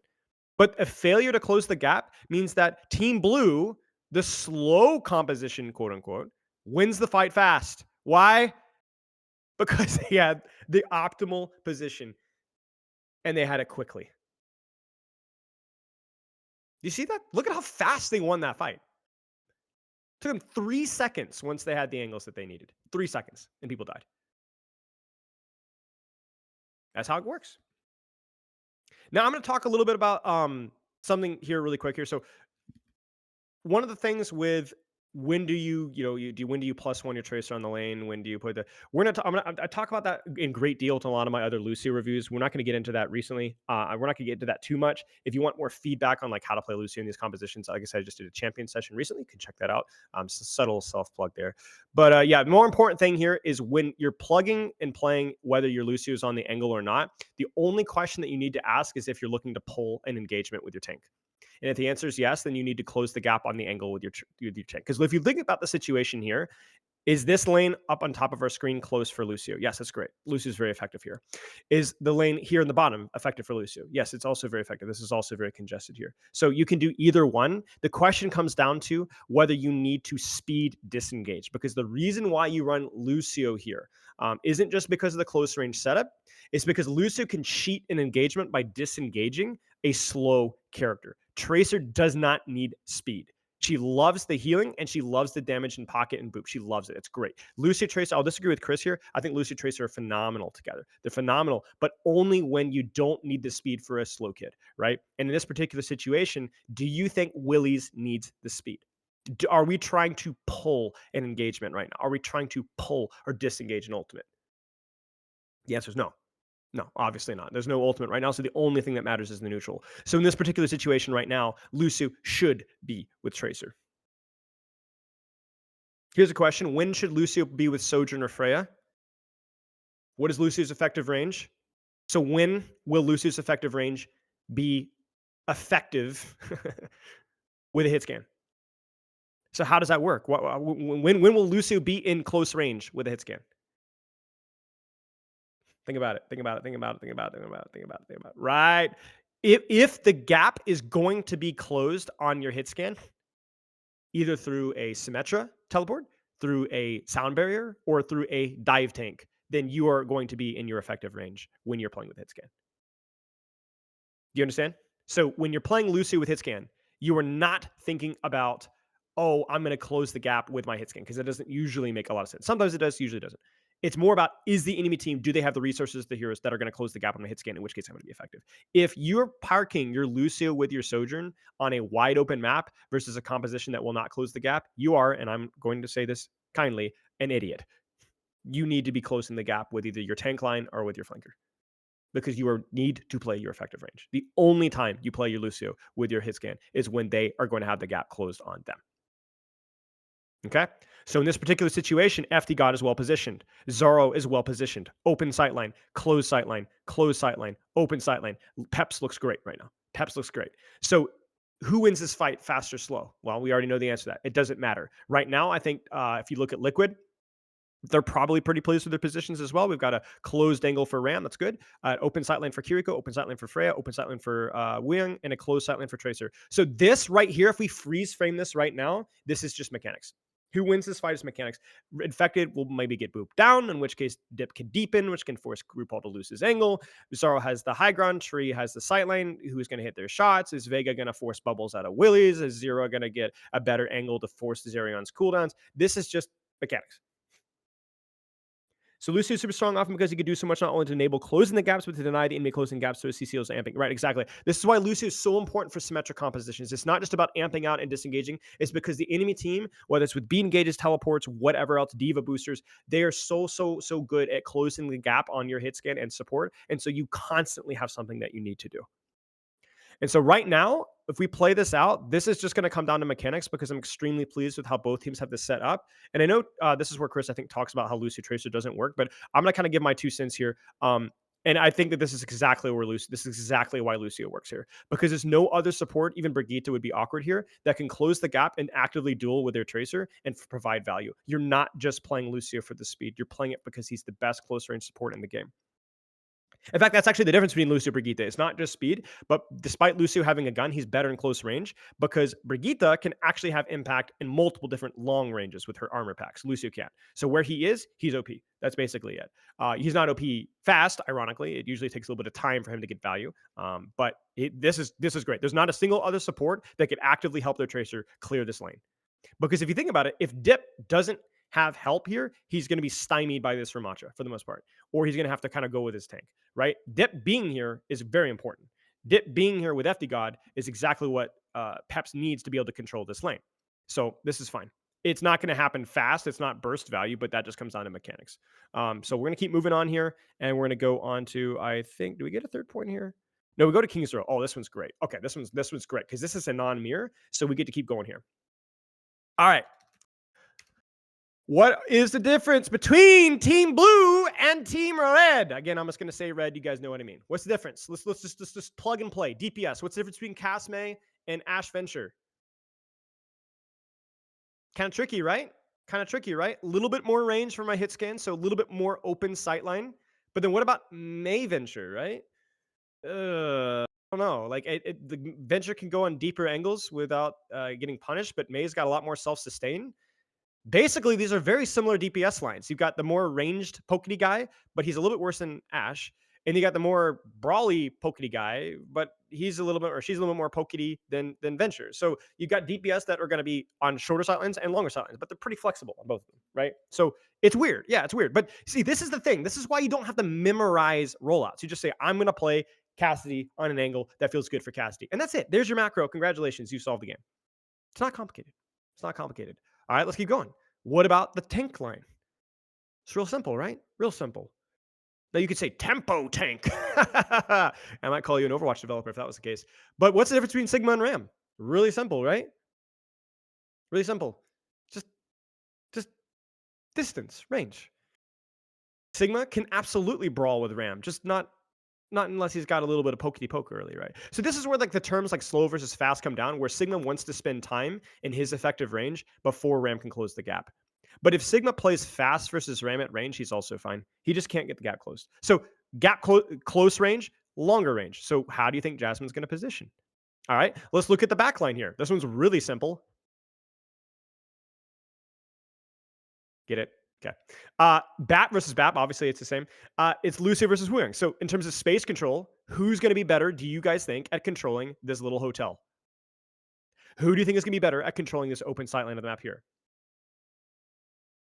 It's really easy, right? Really easy. Lucio versus Wuyang? I mean, come on, right? Lucio's going to be so much better. So not just do we have the opportunity to close the gap with our Lucio, but if we just simply off angle and duel on off angles, if the Lucio is able to control that left side. See, this is why Lucio is good. If you go, okay, well, sure, fine. Whatever you say, Spilo, you put Lucio in that room with Cassidy, and they win the hotel. Can whip, yip, skippity doo. What do you do with that? You know, we got to close the gap. No. If Lucio is the ticket to getting your Cassidy in this hotel room and not allowing other people to, what do you think Quartz can do with this angle here? If your Lucio is the reason that you win off angles, congested off angles for your DPS, what do you think Quartz can do with that? You see, this is why people run characters like Brig Lucio. And this is why DPS should love Brig Lucio, is because they are your ticket to winning lanes, to congested lanes. Weon can't help you in here. Weon can poke you out before you get there and just rotate away. But Weon can't. Weon is better at helping his Ash hold the height here than Lucio is. But Weon can't help. Weon can't stop Quartz from taking this lane here. Right. It's lane theory. So if we look at Team Blue here, we're going to look, is Team Blue going to fight for this space down here, which Lucio, May, whatever, going to take for free? Or are they going to fight for this lane here? And because they're running Lucio and Cass May and not Ash Venture, they get their pick of the litter. So let's see. What is TM going to do? It's a Lucio comp. What's win con for Blue? Closing the gap, right? Closing the gap and running it down mid. You're right that it's closing the gap. But it's not about running it down mid. And not even a team like TM will do that. So you see how bad this feels for TM right now? Because has TM closed the gap at all? No.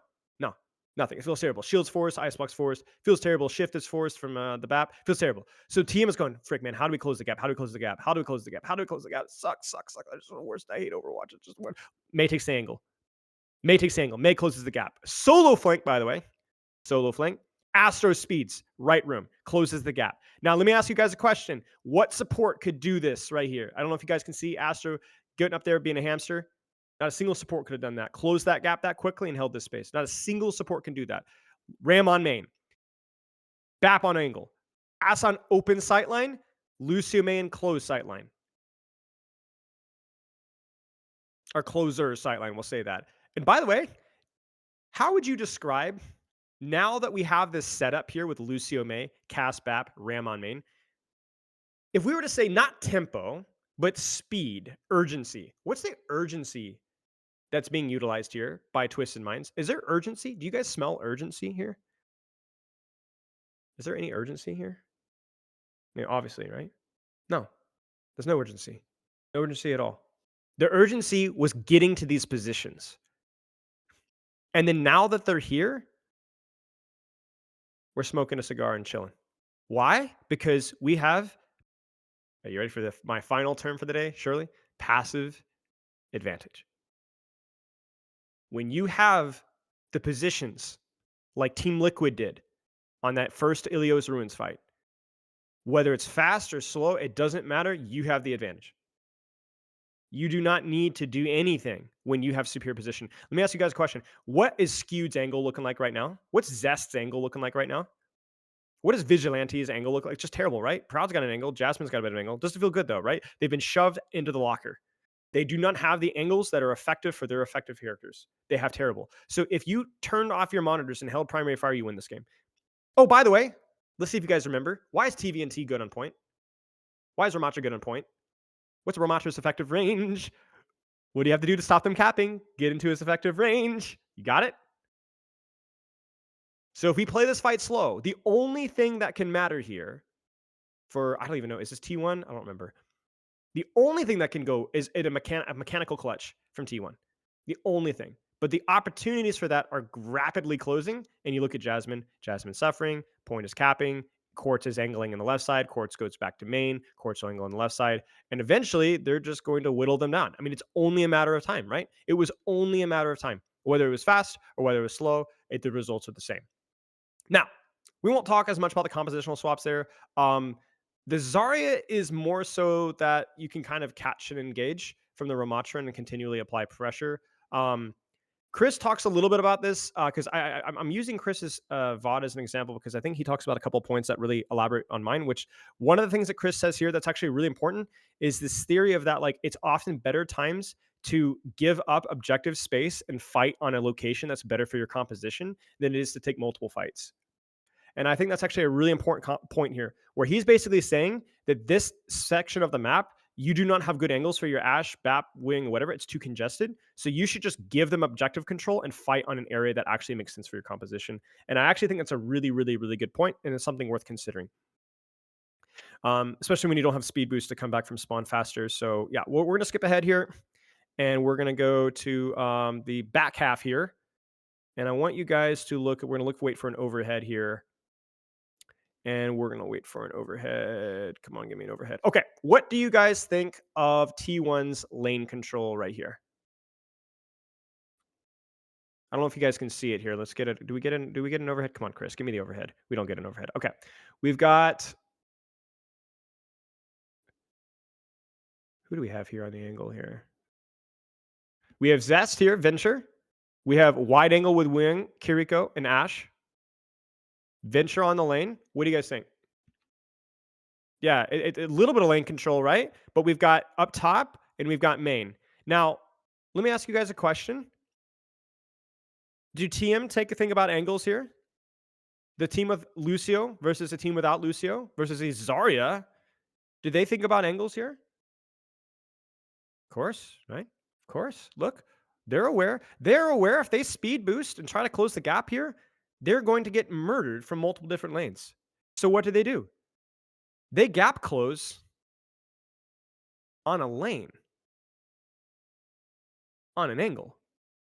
You see it? split push. Now, why do they do that? Because as we already said, if they don't do that, they'd get pincered. So then the real question here is why doesn't T1 stop them from taking this lane? Why don't they stop? Why don't they stop them? Anybody know the answer here? Why don't they stop them? We've seen this already twice before, right?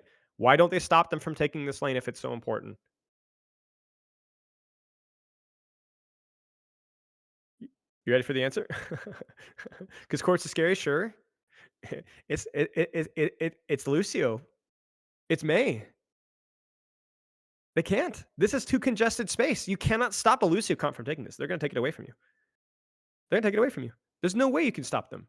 What are you going to do? Throw a lamp? It's over. So anything that's short range just is an auto ticket to winning that angle for free. And this is why compositional selections matter so much, because you just simply cannot contest TM in this. Now, the real question isn't if this angle was just automatically won by TM, how come they didn't win? Because if you can't fight for this angle here because, oh, it's too short range, what can T1 fight for? Where can T1 go?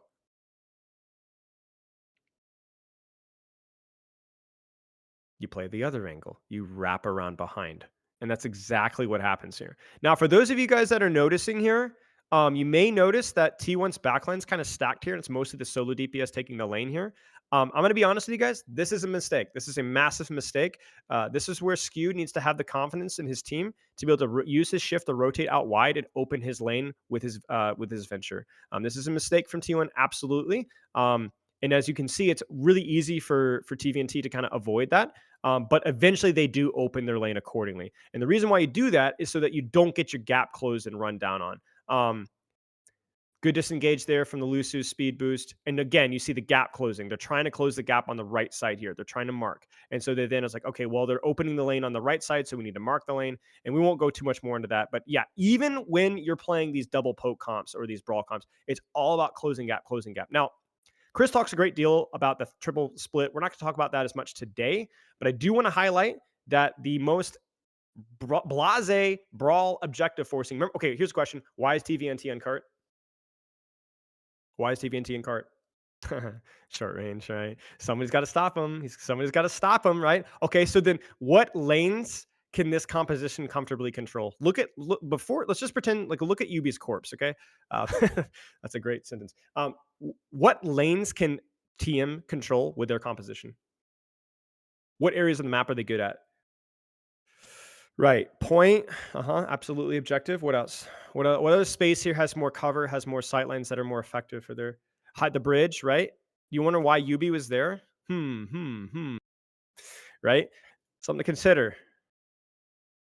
Something to consider here. So really the only question with this is should Astro have been with Yubi? I mean, we don't really know the context here. I'm not going to really worry about the context too much here. I think this is more, oh, no. This is just a punish on the TP. But it's you, if you actually watch this from the eyes of how are Twisted Minds controlling space while they're forcing the objective, I want you guys, if you guys have not seen this seminar, you absolutely need to.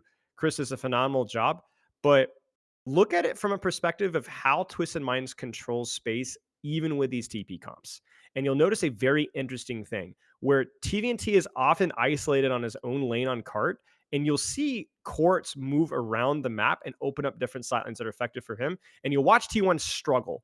You'll watch T. So it's very much an objective game. But the reason why objective game matters, and I say this as somebody that was also part of the Ryan masterclassing with London back in the day. It matters because Reinhardt is the one that forces you to play in his effective range by forcing cart. We'll watch it again here. Zarya on cart. Look at the angle control here, right? We've got 1, 2, 3 up top. Look at it. Look at it. Look at the space they're controlling. Now Lucio's there. Now they're going to go in this small room on the left. Why? Do you think this composition can contest this composition, these heroes in this space here? Look at the open angle. Now they're forfeiting this top here. So that's an important distinction here. As soon as they vacate a lane, that lane gets filled. So you got to be really careful. Now you'll see this from Yubi a lot. I don't know where Yubi is. Oh, Yubi's on main. What you'll see from Yubi a lot is Yubi is often even willing to sacrifice himself just to die for a lane, to die to contest it. And then as these fights evolve, look at the space control here. Courts, 1, 2, 3, 4 lanes. Does this look like Brawl comp to you? Does this look like Brawl comp to you? At least your understanding of Brawl comp? Same stuff happens in mirrors. If you guys watch the grand finals, which I definitely recommend that you do, watch the mid fight angles that Quartza was taking with both Lucio speed and without Lucio speed with symmetric teleports. Absolutely insane. Absolutely insane how much better TM was at space control and Alcad on that day. How much better. Look at the split again here. Look at the split. Look at the split, right? Kiriko on the lane, Quartza opening wide, saving for teleport just to disengage as necessary. The TVNT forcing objective. If you're a ball here, who's your priority target? You see it? Look at the lanes that they're controlling, right? It's a space that forces Proud to get into his effective range. And what happens to Proud? What happens to Proud, right? Over and over and over. The reason why you're playing Symmetra is not just push pull. It allows you to cheat setup angles in ways like right now, we could just teleport and skip steps and immediately change our lanes. So every single setup from TM, while they're forcing the objective with Zarya, is with the intention of controlling short range off angles. Always short range off angles, short range off angles. And the struggle is constantly for T1 to try to open up long range wide side lanes. And if they're unable to do it, they're going to be unable to stop cart over and over and over and over again. Like they're not even using speed boost here. Occasionally, but they're not even really using speed boost here. They're using Lucio to deny the lanes that these guys want to use to dive. And when they're using speed boost, it's just the gap close. But you notice that the gap closing isn't always with the tank running it on mid. It might be gap closing on a flank, on the right or on the left. And we'll wrap up here. I think that's basically it there. But basically, when we're talking about win conditions, if I could wrap this up in a nutshell here, the concept of gap closing, the concept of poking, the concept of tempo and diving and so on. Really, all these things is just different interpretations of what type of space that you're controlling. What type of space? When you're playing a brawl hero, what type of space do you want to control? And how can you provide value? When you're playing poke, what type of space are you control? When you're playing dive, what type of space that you control? Really, all you're doing is you're describing characters that can play on different angles, deeper angles, shorter angles, longer angles. And the real difference between the compositions is more of a consequence of the individual ingredients and everybody playing to their strengths. When you're playing Sojourn in a dive comp, quote unquote, you don't play to dive all in and go kill the backline. You just play like a poke character.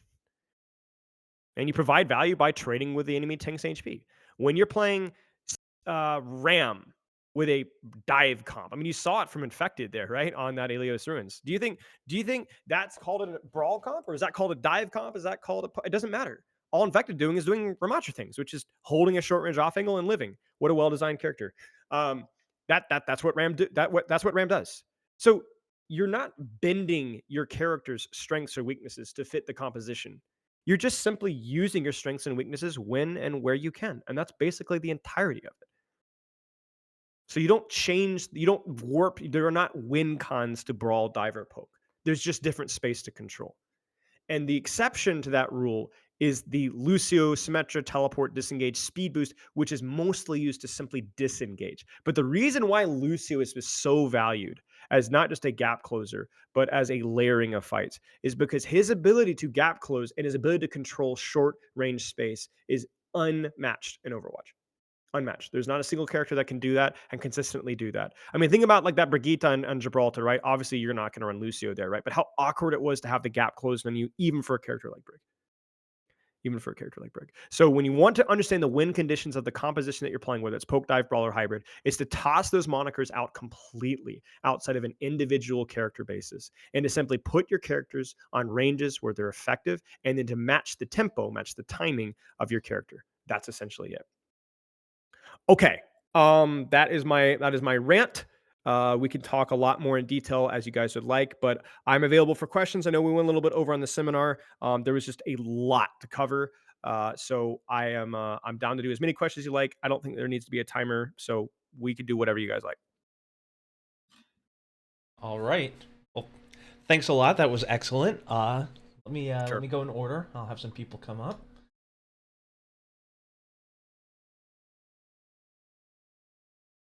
Hello.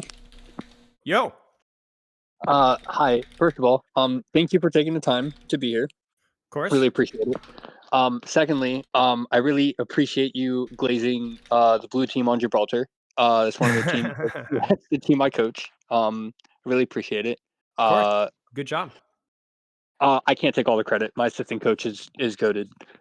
Sure. But I have kind of a personal question and like a related question. Yeah, A of course. personal question would be, what was your favorite meta to coach or to Um, participate in? so I have a special a place in my heart for the ball sig stuff towards the end of Overwatch 1. It was balls in, I believe Tracer, Echo, Briggs in stuff you guys might remember. Mm, And the reason why that one was really important for me is because not only was it a lot of fun to coach, this was with sheer cold back in the mm, EU contenders days, but because that was the composition where I really felt like I really nailed down my understanding or began my understanding of Overwatch because I had this epiphany one day when I realized that coaching our Zenyatta player Looser, I realized that hitting like fishing for 5 orbs on Brig and Zen across the map was just infinitely less useful than hitting a single body shot on the enemy tracer. And I mm, realized that, oh my gosh, if our Zen just pockets our tracer and we shoot their tracer just a little bit and our tracer wins the lane, now all of a sudden we can dive and kill backline. And mm, that moment, like everything clicked. I realized that like it wasn't about stats. It wasn't about fishing for one shots or it was to win the lane first. You got to the access to the back line. And that was like a relief. So I loved watching it. I loved playing it. I loved coaching it. And it was a really important one for me. okay, that's me personally, I'd have to say goats was probably my favorite meta, but I'm a Sure. fanboy. Yeah. Um, Second question is translating the higher level thinking Yes. of um Overwatch to lower level players. Yes. Um, the like I said, or like it was mentioned, the team I coach is around the low diamond ish. Um, how would you go about like making it in layman's terms and something that lower level players can understand without Sure. overwhelming them with too many other factors? Sure. So obviously we talked in detail about like numerous different things and that just allows you guys to kind of pull whatever you'd like from it. But like as I said, the most Mhm, important thing to pull from the seminar today and the thing that's actionable both in ranked is don't overthink the composition style. Just simply play the angle or range that is effective mhm, for your character. Take okay. an angle that matches your character's effective range. And then this is like when I'm working with like literal platinum Lucio players. They get all up in their head about, should I be peeling my backline? Should I be speeding my tank? Should I be helping my tracer? There's like 7 different things. I'm just like, okay, look at the map, look at this, look at the situation now. What angle feels comfortable for your character? Like which one would you like to duel with? And they're like, well, I really like they're just okay, go there. But yeah, but like, should I be peeling my backline or help? No, just go there. Just go there. And that's it, right? Now that might mean that you're helping your tank. That might mean that you're helping your DPS or peeling your back. I don't know, but go to the spot and then let the value happen on its own. And I think like that's a really strong foundation for not just support and tank and DPS players, but anybody because so many people get all caught up with the macro and the micro and the priorities and whatever. And the reality is that if you just simply put yourself in the positions of the map that makes sense for your character, you're gonna play a lot better. Okay, thank you. I really appreciate it. Yep, no worries.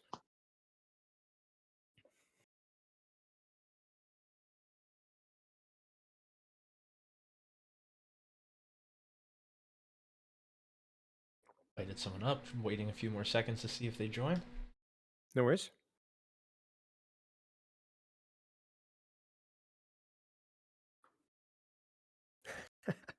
Somebody's panicking.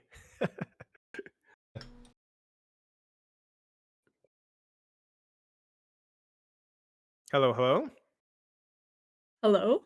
Okay, now you can hear me. Yes. Lovely. First of all, thank you for this amazing seminar. Of course. So my first question was, how important do you think comps are? Compositions? Yeah, just like, Okay. is it okay if like you just run whatever you want, or should there be, for example, just a brawl comp, for Yeah, example? yeah. Yeah. The way that I Like, look at oh, compositions, all the way up to the highest level, essentially, is that the effective strength of the character is definitely important, but it's like way overblown, at least until you get to the highest level. What matters is that there's a cohesive intent behind what you're doing. Let me give you an example. mhm, Um, it doesn't matter whether you're playing Tracer or Genji as a short range character for most compositions, right?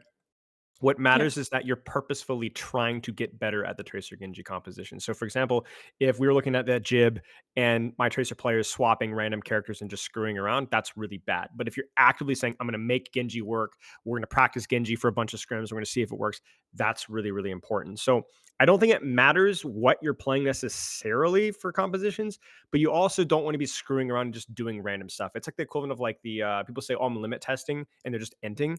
That's not what we want. Mhm. Yeah. So you need to have like before the scrim starts, you need to go on, this is what we're playing. These are the swaps that are available to us. This is the purpose of what we're trying to accomplish this. Because I've worked with teams before, in like the team coaching sessions, and a lot of what they do is just kind of in the moment swaps, and that's a really, really bad precedent to set. Not because you'll swap to a bad character, but because you're not really getting a lot out of the scrim. You're just trying to win the scrim block.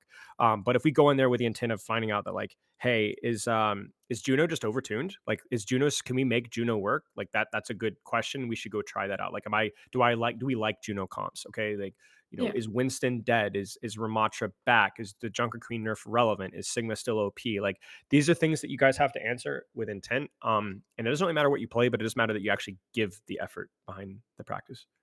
Okay. And for my second question, I was just wondering, like, what is the most important when it comes to comms? So, like, Right. is it more important to do like a fight plan, or do like, I don't know, like cooldown calls? Like, Sure, what is the sure. most important? Uh, Fight plan, 100%, not even close. More important than ult Okay. track. Technically Yeah. more important than calling your off angle.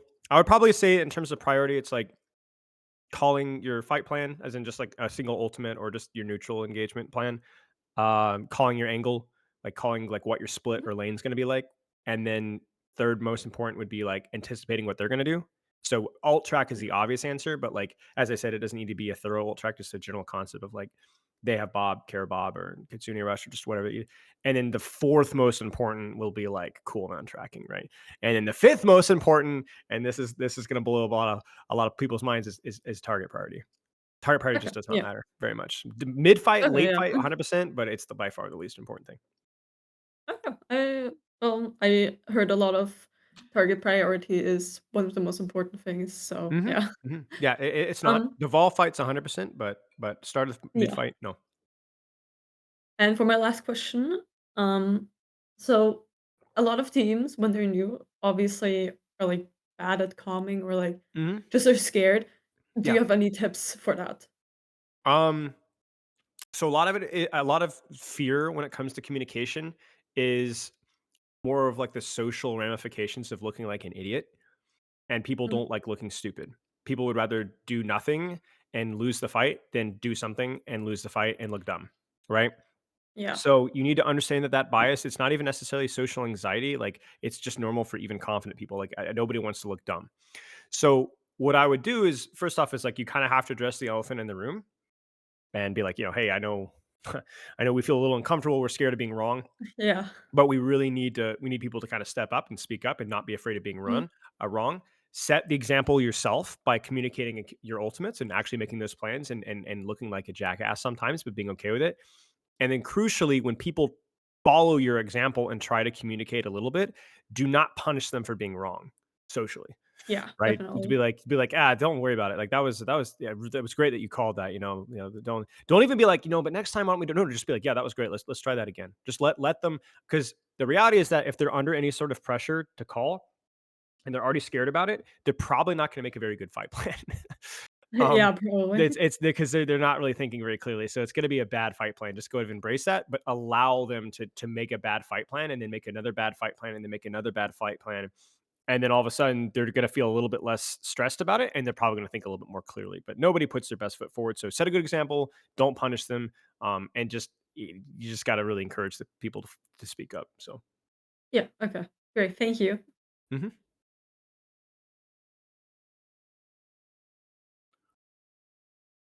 What's up? Hello. Hey, Hi. thank you for coming. I would just like to get it out of the way that it was a really big pleasure to work on the Yes, promotional video for the you killed seminar. it. You killed it. I'm I'm glad. I honestly think I could have done a much better job if I had more time. Yeah. I However, looked really life has been a ugly. little bit. You could have used a little bit more Photoshop. Less of my face looking. Apologies. I mean, personally, I think you look good. Anyways, Thank you.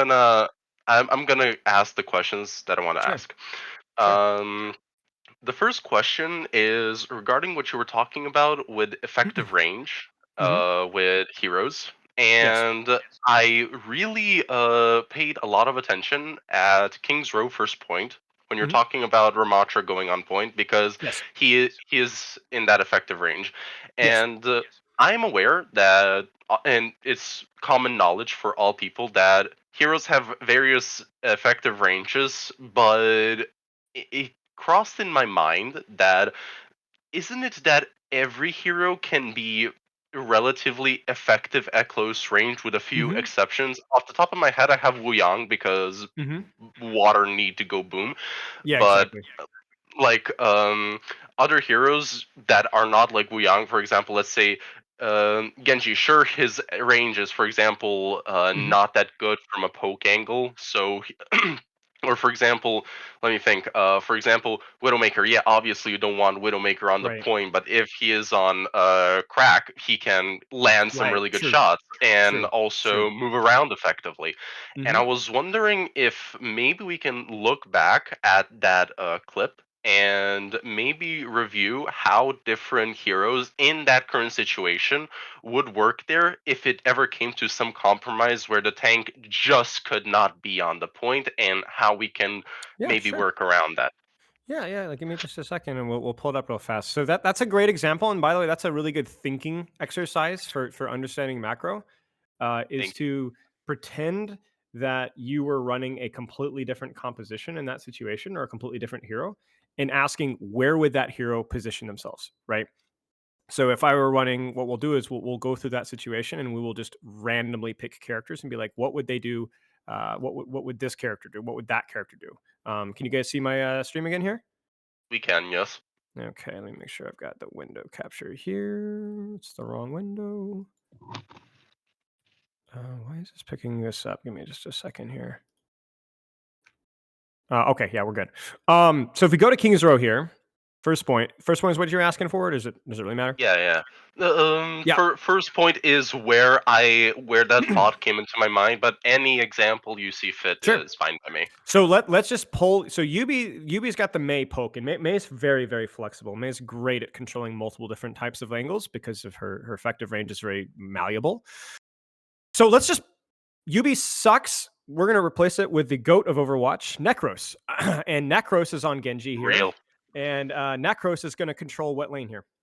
So you're like, well, Necros could hold hotel, but there's already somebody there. So where can Necros play on right lane? I don't not necessarily asking you particularly. I just want Chad as well to think about it. So what Necros would do is Necros would close the gap. Necros would keep deepening on right angle until he meets his effective range, which would probably be somewhere where my mouse is if Sigma was there, or if Sigma's not there, literally wrapping all the way around. Chris talks about this on Ilios with the Freya with, was it Sugar Free or Tree? I think it was Tree. Basically just wrapping all the way around until he meets his effective range. So if your RAM is getting blasted on point, too much range, they're not coming to point fast enough, then we can just set our DPS on the best angles, best lanes possible. Genji just keeps going. Okay, let's say Widowmaker. Where would your Widowmaker play in this situation? What lane? Probably where Necros would be starting off, like Yeah, kind of that where little Mei is. balcony where the mini is. Yeah. This general area. Just hold the lane here, play it nice and slow, or play it nice and fast. They're gonna win. Yep. What about Sombra? Well, maybe something similar, kind of that medium range. Maybe playing up top here could rotate all the way around the backline. Similar to Genji, but I would personally play Sombra on a lower level. I don't know. I'm not a Sure. Sombra player. That's totally fine. Ash, probably same thing here. Hanzo, same thing here. Shoot. Somebody in chat, give me another hero. Any hero. Support, DPS, tank. We'll plug and play it. Actually, not a tank. Lifeweaver. Lifeweaver. Okay, so where would Lifeweaver open my lane here? So we would have, let's say, Bap Caster here. So where would Lifeweaver hold space? Around the Mandata Tower. Yeah, it'd be double poke, right? So you'd have an open lane here and probably more of an open lane here, right? You wouldn't want to stack here, but you also couldn't close the gap in the same way that you could with Lucio. Be a little bit trickier. Vendetta. Well, Vendetta would probably function very much like Genji. Take top, close gap, see what happens. Pharah. So Pharah is an interesting one. Pharah can do the exact same thing with her rework, but if she wants that vertical cover, what you would want to do is you'd actually communicate and you'd have the lane flipped. So you'd actually send Quartz all the way up through stairs with speed, and Quartz would control this lane instead, or play the spoke angle, and Pharah would play here instead. Junkrat would do the same thing. Deepen all the way, or have Quartz go into the long angle. Junkrat goes in the short angle. Symmetra, same thing. Symmetra is very flexible as well, which is why she's so strong. Symmetra can close the gap playing in Hotel, but Symmetra can also just TP up top and just control this space versus the Sigma, or then deepen flank literally all the way around behind. Yep. I see. Does that make sense? Yes, it does. It's just lean Also theory. have Yeah, Mhm. go for I it. have another question if it's not a problem. Okay, so Yeah, go for it. another question of mine is that you've mentioned Lucio a lot as being quite a very important hero in the Yes. Overwatch landscape, and that we've Yes. had very, if I remember correctly, don't quote me on this, that we've had very few heroes like him, purely because of his speed boost. Right. And you've also mentioned that Juno is not a tempo hero because speedring is just a part of her kit, not the core of it. Okay, so So, let me clarify. I said Juno without speedring, I would say, but oh she yeah, is absolutely like that burst of speedring is absolutely. I mean, it's why you saw the broken Juno diva meta. So I'd say what I was kind of saying there is in terms of when she doesn't have speedring, her value is much more patient and controlled. But she's absolutely, I would say, a cooldown focused character with speedring. So I want to clarify that. So go ahead, just keep I, going. s- I see. I was wondering if you could maybe describe what heroes, at least in the support category, could come close to that Lucio pedestal. Because I was thinking throughout the whole seminar, and I cannot come up with a coherent idea on who Well, there can really isn't, right? match his energy. There really If isn't, you want to right? put it like that. Yeah, yeah. So in terms of short range space, we brought up Brigitte as an alternative on certain maps and certain compositions. She's the only really other support that can control that short range space. We saw situations back when Lifeweaver had his minor perk and was 275 HP. Uh, Teams like Geek were able to control more aggressive angles, more close range sightlines with that iteration of Lifeweaver. Obviously, that's not really possible anymore. Um, in terms of both, if we look at both tempo as a expression of burst value, then there are characters like Ana, there's characters like Kiriko that also have significant burst value off of their cooldowns, enough to provide power spikes that are unbelievably important. But in terms of controlling short range space while also having the burst value of something like Amp, it just isn't good. The other thing about Lucio as well is if you look at like high level Overwatch as a fight planning of like trading ults for ults for ults for ults, one of the really valuable things about layering with ult fight plans at a high level is consistency of output. And what that means is that ultimates that are consistently able to provide value without a ton of setup. That's why things like Valkyrie, right, just doesn't age as well. Something like even like Rally can be challenging. It's a great ultimate, but it's just not quite as good as Beat a lot of the times. It has nothing to do with whether the ultimate and a rank level is as good. It's just not as consistent. There's a lot more risk. There's a lot less consistency wooing ultimate. Is wooing ult better or worse than Beat? Well, consistently Beat's going to beat it. It's why things like Primal Rage, it's why things like Annihilation from Ramatra and Brawl metas is just consistent output of value, and Sound Barrier is just always good. So in these really congested 1-for-1, 2-for-2, 3-for-3, 4-for-4, 5-for-5 ult trades, having an ultimate that has that much range, that much consistency, and then he's tied that with the minor perk that provides amp along with that, it's just too good. So Lucio just has way too many tempo things where his amp is unbelievably powerful. His beat is unbelievably powerful. So you have this burst of windows. And then in terms of his ability to control short range space, it just is not matched within the support cast, essentially. I see. All right. Well, thank you for that. Of I course. also have another question, if it's all Please. right. Of course. um, my question is regarding something that you've said in a YouTube video I watched today, and it was regarding mechanics and how people mistake aiming types like Yes. tracking and flicking. Hmm. Uh, Hmm. it's probably familiar to you. Hmm. See, as a Genji one trick for the most part of his lifetime. I've had that very bad habit that you've demonstrated of just jittering and jerking your mouse around Yes. like you're spasming. And my question is, how to break that habit. Obviously, it is first of all to calm the heck down and Mhm. focus on your aiming a little bit more. But if I remember correctly, don't quote me on this. You have mentioned that you've also struggled with it for a long time, and Yes. I have played other shooters except Overwatch. I play Titanfall 2, and that's a very mechanic-heavy game. And over Yes. there, I'm flicking nonstop. So I was just wondering, what helped you overcome that very difficult barrier? Because yes, mechanics are not important that much. Okay, sorry, mechanics are not the core part of Overwatch, but a good shot can change the Sure. fight. Sure. I'll actually clarify. I think mechanics are everything in Overwatch. I think everything in Overwatch is positioning and mechanics. I think mechanics are a little bit undervalued, just a little bit, because it feels right to say that a game as strategically complicated as Overwatch, but mechanics, even in terms of how you move, how you move your crosshair, how you use your abilities, it's everything. It's a very mechanically demanding game. So don't undersell the importance of mechanics. And the reason why I say that is because my solution to your problem is going to be training your mechanics. You need to train your mechanics. I had a conversation about this several weeks ago. I've got a video in the works on how to train your mechanics. And the way to fix it is you need to go into a certain percentage of your ranked games and you need to train being smooth and slow. That needs to be the entire focus of a large percentage, 40%, 50% of your ranked games is just to smooth your aim out. That's it. So So you're just what I mean is saying that that. Go on. no, go ahead.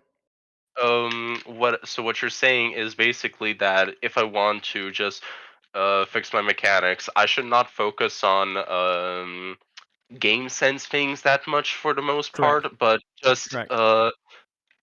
just shutting down every part of your brain except positioning mechanics. That's it. You don't want to think about Not anything even else. positioning. Bail positioning. Throw it out. Throw it out. Okay. 50% of your games, you should be focusing on angles most of the time. 50% of your games, you should be focusing on mechanics. So when Okay. you're in Okay. a mechanic game, you are literally only worrying about being slow and smooth. And what that means sometimes for people is it means you have to kind of consciously control it. For other people, it might just mean prompting yourself to smooth, smooth, smooth. Just think smooth. That's it. To just consciously think about it. Yes, that's correct. That's the Okay. only Okay. thing that matters. Follow Mhm. up question. I think I am misunderstanding the concepts of angles and positioning because you told Sure. me to throw out positioning entirely and to focus on angles, but Sure. I feel like Well, I okay, am not quite so let me understanding clarify what real you're quick. Yeah, so when I say throw out positioning, what I mean is when you are working on your mechanics, you are not working on your angles or positioning. You understand what I'm saying? Now, if you'd like to Yes. think about those things pre-fight a little bit, then obviously I'm not saying that it's not physically possible to completely forget everything else, right? But that's the goal, is to be single-minded and vice versa. Does that make sense?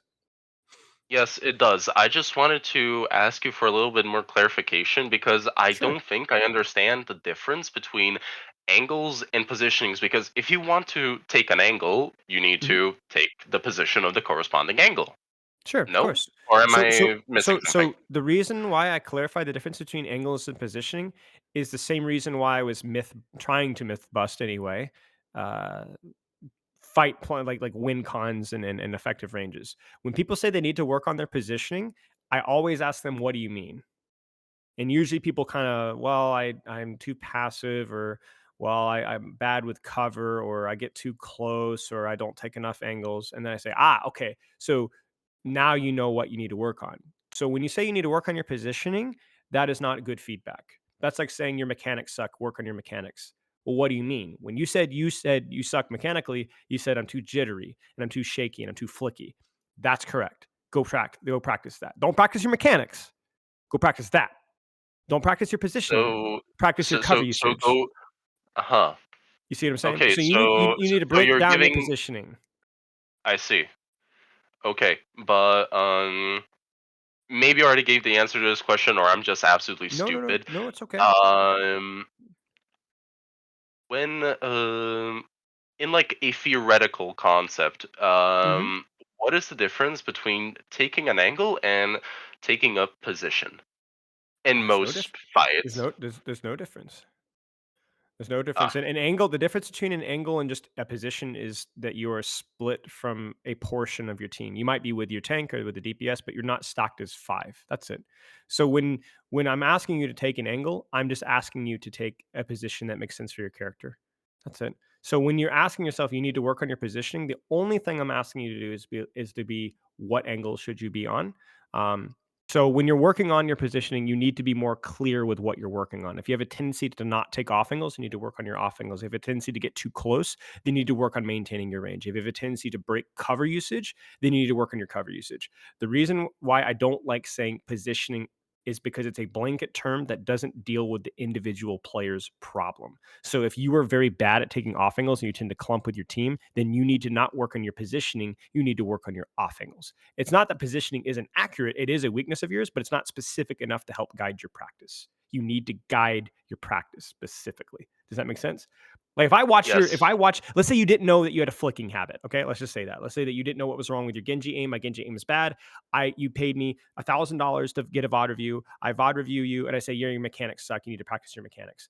Do you see how that's not very helpful? yeah. What do I do with that? Right? What if you paid me $1,000 and I VOD review and I said your position It's sucks? it's You a need to work on your it's a positioning. very vague explanation. Right. So for you, it's like when you ask, well, I need to work on my positioning, I challenge you to look at your reviews or your games and be like, well, what about my positioning needs to get better? Am I getting too close? Am I not aware of my team setup? Am I too split? Am I like, what's wrong with your positioning? What's the pattern? What needs to be trained? Does that make sense? Yes, it does. Okay. I'm gonna just keep one last question for now. I might ask one later because I don't want That's to fine. take the spotlight from I myself. appreciate that. Of course. Uh, Great questions. um, when it comes to the flex DPS category, Hmm. it has come to my knowledge that that is a very more or less broad concept. Like, Hmm. because we have different heroes, obviously, that do different purposes compared to Hmm. hit scan DPS, which all more or less share a lot of common ground, which is Hmm. take this place, shoot mouse one, click head, Hmm. GG. Hmm. However, flex DPS are very different. We have flyers, we have assassins, we have Hmm. I honestly cannot come up with anything else right now. But how? My question is, how would you categorize flex DPS heroes, and where would you ideally play them? I hope Sure. the question is not too long. No, If no, you no. want, It's keep it very short simple. and simple. It's very simple because we've actually talked about it all day. Our entire seminar was talking about effective Oh range. fuck. No, it's great. It's a great question because may give you guys some closure. Same way you play flex DPS. Flex DPS players are usually the short range DPS. Usually, that's it. It has nothing to do with hit scan. Has nothing to do with projectile. It's just short range. That's it. Effective range. That's why you have hit scan players playing Freya Hanzo because you want the longer range guy playing the longer range DPS. Now the question is, well, then why do we? Well, what plays what when you are playing? Like, let's say you're going to play, I don't know, Genji Tracer. Well, let me ask you a question. When you're playing Genji Tracer? Does your hit scan or flex DPS player, which of them have more experience with Genji or Tracer? You go, well, I want to play Genji Tracer, but my hit scan has no experience playing Genji, but my flex has some experience. Okay, so maybe he can play. So what you do is you just look at your hero pools of the people that you're playing with, and you'd be like, well, I'm going to put my hit scan guy on Tracer. Is it because Tracer's hit scan? No, just because he has experience playing Tracer. That's it. It's the reason why we talk about flex and hit scan is because back in the day, you would put hit scan, long range character on hit scan, and then your other guy would flex around to Mei or Genji or something along those lines. So it's the I, same way that main support versus flex support is really just describing the ranges of the characters. Usually, that's all that we're describing with DPS as well. I see. Okay. Just one quick follow-up question. Hmm. Um, Usually, as a flex CPS hero, you need to Hmm. have usually you need to have Genji and Tracer, obviously, Hmm. and at least one flyer, or and to my knowledge, May. And my question is to you: when it comes to a flex CPS hero, what Hmm. do you think would be an ideal hero pool in not necessarily current meta, but in the current overall Overwatch Sure. state of things? Sure. I mean, it's just patch notes, really, or what your team wants you to play. I don't think it really matters particularly. I mean, you look at a lot of the flex DPS players right now, everyone's got their pocket character, right? Do you have a Wicked Reaper?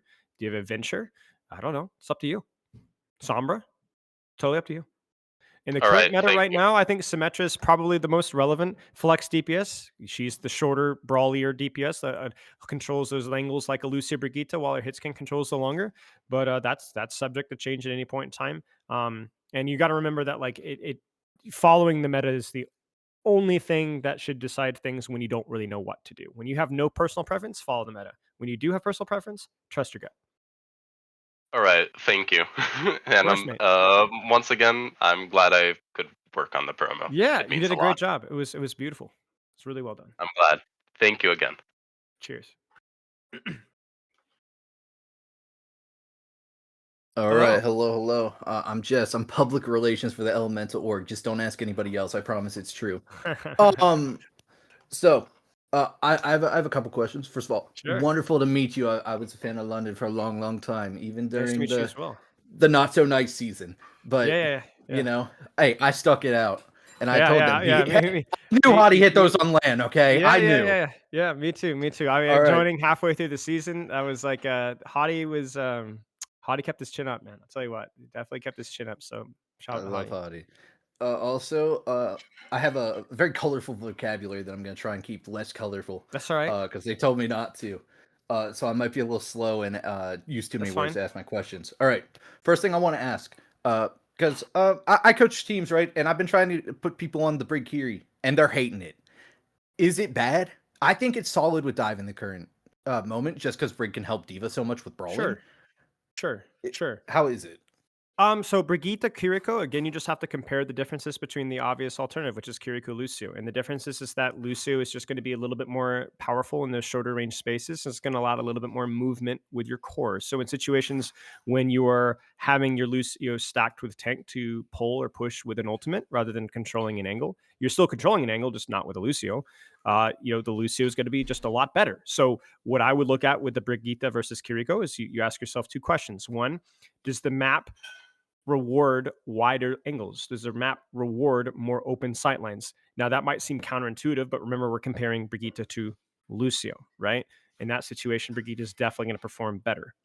The second question that you have to ask yourself is the current ult layering of the meta, in other words, the ultimates that are available, does it reward us having a speed boost? Will we want to disengage Kitsune Rush? Will we want to disengage the Annihilation from Ramatcha? Will we want to disengage the Sojourn ult? Will we want to disengage the Symmetra wall? So if there are many ultimates in the teams that you're playing with or against that are easy to engage or disengage with, gap closer ultimates, we like to call them, then the Lucio speed boost feels really good. If you look at your ultimates and you see Bob and you see Diva Bomb and you see Pulse Bomb, you may go, do we really need the speed boost anymore? Do we really want the speed boost, or could we just kind of control short range space more passively? So Brigitte is just the difference is if the map means that you're not moving around, it's more of a static control of angles, and there's not as many ultimates with which you want to push and pull and move around with, then the Brigitte is going to be able to provide more. But a lot of it just comes down to player comfort as well. Alrighty, my next question. So I'm somebody who also started as a bronze player back whenever I Sure. was 13 years old. I was convinced I could play Tracer. I couldn't, but I climbed the ranks. I got to plat. I joined a team. I don't even remember what the team was named. I think it was Ruby or something. But Sure. I was a player for a very, very long time. Have far more time in scrims than I'd like to admit. I was double blocking EU, NA, and sometimes scrimming Australian. I was addicted to the game. Crazy. A lot of coaches would give this thing that, frankly, because I didn't know any better, right? Because it was whenever I was first starting, I was like, oh, this has to be like that. But now as I've grown, became a coach myself, a better teammate as well, and a better player, I found myself disagreeing with it a lot. A lot of coaches, and more amateur coaches, let's just say like diamond level, plat even, sometimes even masters, are like set on this tank fight plans, main support ult tracks, DPS are going to echo the target calls. And I hate it so much because there's been times where I'm in it and hey, I've been known to bust out the IGL Junkrat and it's kind of nasty, Whenever I was younger on my more successful teams, the ones that stayed together and weren't just like a 2 week thing of like, hey, we're gonna all play together, and then oh no, everything exploded. There Right. was a lot of times where I was just carrying comms, you know. I Right. played off tank a lot of the time, but I would still do the fight plan. I would still do the ult tracking, and in Overwatch 2 even I did it, you know, playing main tank mostly. I still did ult tracking, fight planning, that kind of stuff. So the question was, is that system, is it concrete? Is there flexibility? What do I think about More that? so, what do you think of it? Like the main support ult track, tank plan, that kind of stuff. I mean, it's fine. The reason why those stereotypes kind of came to the head is because generally the brain space of the people involved in those decisions, it just comes more naturally. Like main tank is the one that has to generally close the gap. So if we're talking about gap closers, as we've already established with the Lucy Brigitte question, gap closers is just something that becomes a lot more important with ultimates, right? Like most ultimates are gap closers, right? Or are very effective in close range. So having your tank thinking about ultimates because they're playing the character that is plays in close range just makes sense because they're going to be the one that's confronted with that ultimate, right? Main support got a character that is generally has less pre-fight positional stuff. Now, obviously, as we already established, still a lot of pre-fight positional stuff, but maybe a little bit less so. So there's more time for ult track, and then DPS are kind of echoing. So basically, the answer is it doesn't matter. You're absolutely right. It really depends on the person and not the role. The person and not the role. The only thing that I would highlight is that with anything that involves mid-fight communication, I really, really don't like highly mechanical um, roles to have to worry about mid-fight communication. Um, because they just need to be focusing on like playing their character correctly. I would say that like Right. they should call their angle, they should call their position, but I mean, you know the answer to this one. I'm going to echo your opinion. If it's the person, it's not the position. Basically, when it comes to those kind of roles. Yeah, because like there's some excellent tank players I met that just they're kind of quiet and reserved, but like they know what they're doing. It's just like Yeah, they aren't yeah, really as bold with we're gonna walk here and you guys are gonna come. You know, right, right, like right. not everybody's built like that. That's exactly Um, right. my next question. So Mhm. obviously 2021, 2022 London, Yep. vastly different, right? Mhm, mhm. Not so much with the roster, just more so with the outcome. And Oh, it's obviously going from definitely the Overwatch. roster. It's Oh definitely well, the okay, a roster. little bit of the I mean, roster, right? I could give you my take on that. So when I had joined, I had joined right as after mid-season has already concluded, and we were 0-8 at that point in time. And we can blame ping and stuff like that. I mean, ping definitely mattered a lot for sure. Um, starting 0-8 is definitely a thing as well. But I definitely think like we upgraded our roster. I think we upgraded our coaching staff for sure at that point. Like uh, when I joined at the 0-8, I did a lot of the heavy lifting with a lot of like the macro micro one-on-one stuff and a lot of the mental stuff as well. So I'm tooting my own horn here, but basically that team was not in a good position, but either mechanically, mentality, understanding wise. I mean, we just didn't have really much of an advantage. I think Hottie and Sparker, Molfig were definitely like highlights in the team, but we weren't great mechanically for sure, and mentally either. So we just did not have much of an advantage. Now I will say, after I joined, nobody will remember, but we almost beat the Dallas Fuel, and we were one team fight away for beating the San Francisco Shock as well. I Um, remember. I watched yeah, I trust me, I will every never London forget. game. I will never forget. The worst game of our entire season was the toilet ball. Ironically, that was we beat the Titans, but it was the worst game we played the entire year. Fun fact: we actually had blacklisted the Titans in the scrims. They were so bad. So that was a bit of a humiliating moment for us. But yeah, like we were definitely better with Chris's leadership for sure, but also with the mechanical caliber of player. But that is my interjection. Continue. Um, so, uh, I mean, with the people who did stay, from the Yes. 2021 to 2022 season, do you obviously like going from Overwatch 1 to Overwatch 2, like Uh-huh. may have been a factor because I believe that's the change, right?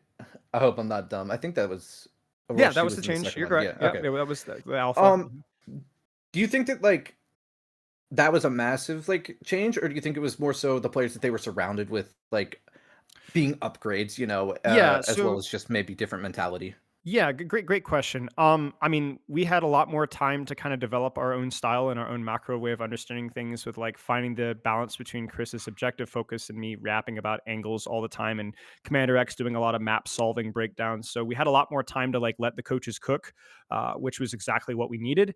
I think obviously like I think positionally we pretty much received upgrades at basically every position as well, which definitely helps. But I actually think Matt, in terms of like the theory of the game, I actually think we were in a worse spot than we were in Overwatch 1. The off tank like play style, like being able to control lanes, control angles, helping us to force more objective focus pressure, more congested fights, which is just the nature of 6v6. Definitely favored our hero pools a lot more. And I actually think if it had remained 6v6, we probably would have done just as well, if not even better. Playing into Nano, Winston, Dragon Blade, freaking beat. I mean, it was an Ana Lucio, Winston, Genji Meadows, Doomfist. It was pretty freaking rough at the time. Like Landon's permanently dead. Sparkers, we're on Soldier. Like, so I think the meta and the macro of the game was actually hostile towards our hero pools. And we just compensated for it, but with the caliber of coaching and the caliber of players that we had, I think. Okay. As I said, like I coach teams, and most of the time, like every time before, like some of the current teams I'm with, I've always been like the head coach. I take the reins, but recently I've taken more of an assistant coach spot. Sure. In some teams, and there are times where I hard disagree with the head coach. How should I go about that? Do I mention like in front of the players? Well, I think you guys could also do this, or should I Okay. just save that for like, hey, Okay. yo, All right. talking on So private? we're gonna get more sauce to this one. So I think that this was the thing that I did the worst at with my second season with London. So the first season with London, I was able to have a decent amount of impact because I had a pretty good relationship with Fisher, and he kind of like let me run roughshod when and where I needed to. I had a really hard time with the second season with London with kind of knowing my place with Chris between respectfully disagreeing and not being a yes man. And I think a large portion of the problem was the fact that I was remote. I think that was a decision that I had to make personally with, being married and so on. I'd done the whole remote thing before, or non-remote thing, and it sucked. But it definitely compromised my relationship with Chris, not like in a toxic way. Like this isn't like a big drama thing. I wasn't very close with Chris.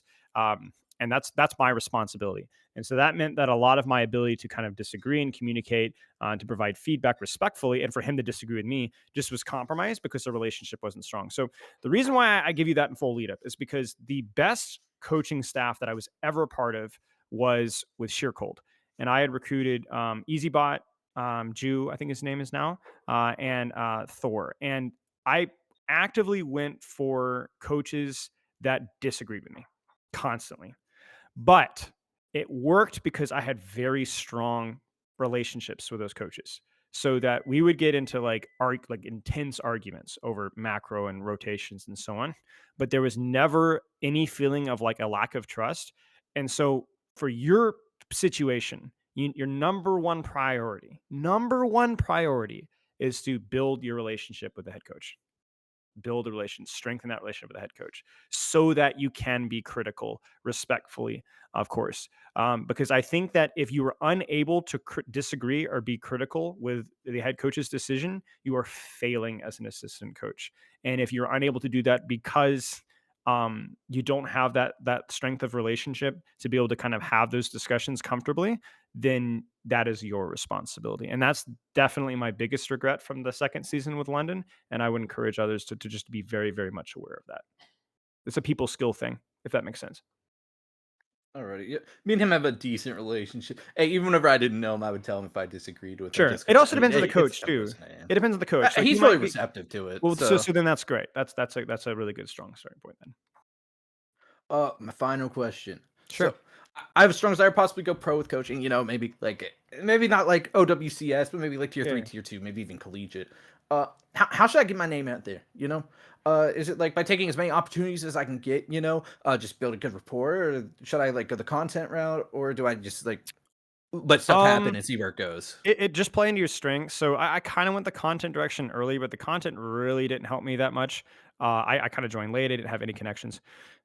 The best thing I can tell you to do is to treat it like a player. Like you need to. So many coaches that I've worked with just kind of treat the game as they don't treat the game like a player. Like they don't VOD review themselves. They don't set goals for themselves. They don't actively push themselves. They just show up, they provide feedback, they win or lose based as a result. Like if you're not as serious about your coaching quality as you are about like improving your rank in game, then you're screwing up. Like you need to treat yourself as if your entire purpose is to improve the level of coaching quality.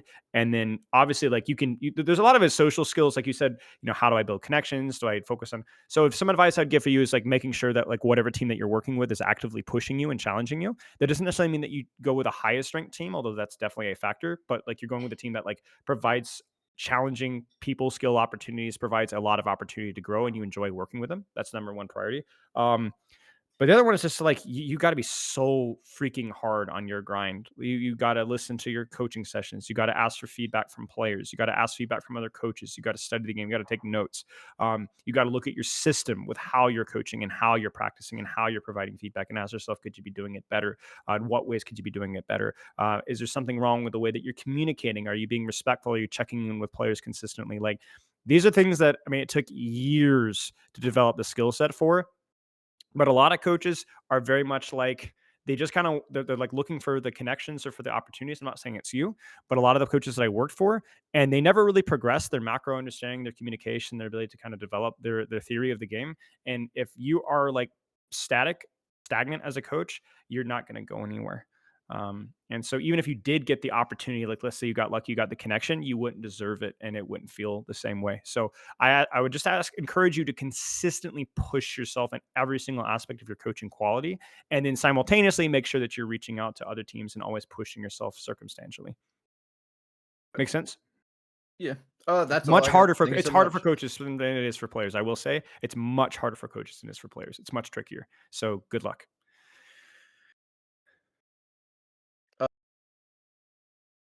That's perfect timing. But appreciate you. We love that.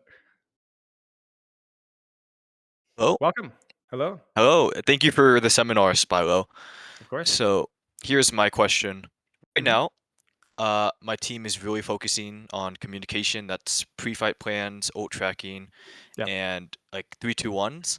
Mhm. And I'm a strong believer in like chunk-based learning, just like focusing on one thing at a time, like hyper focusing. But I Mhm. do have like a little bit of doubt in my mind, like my players will get some bad habits in other areas that we're not focusing on, like Mhm. positioning or angles. Mhm. Is that something I'm just going to have to deal with, or Yes.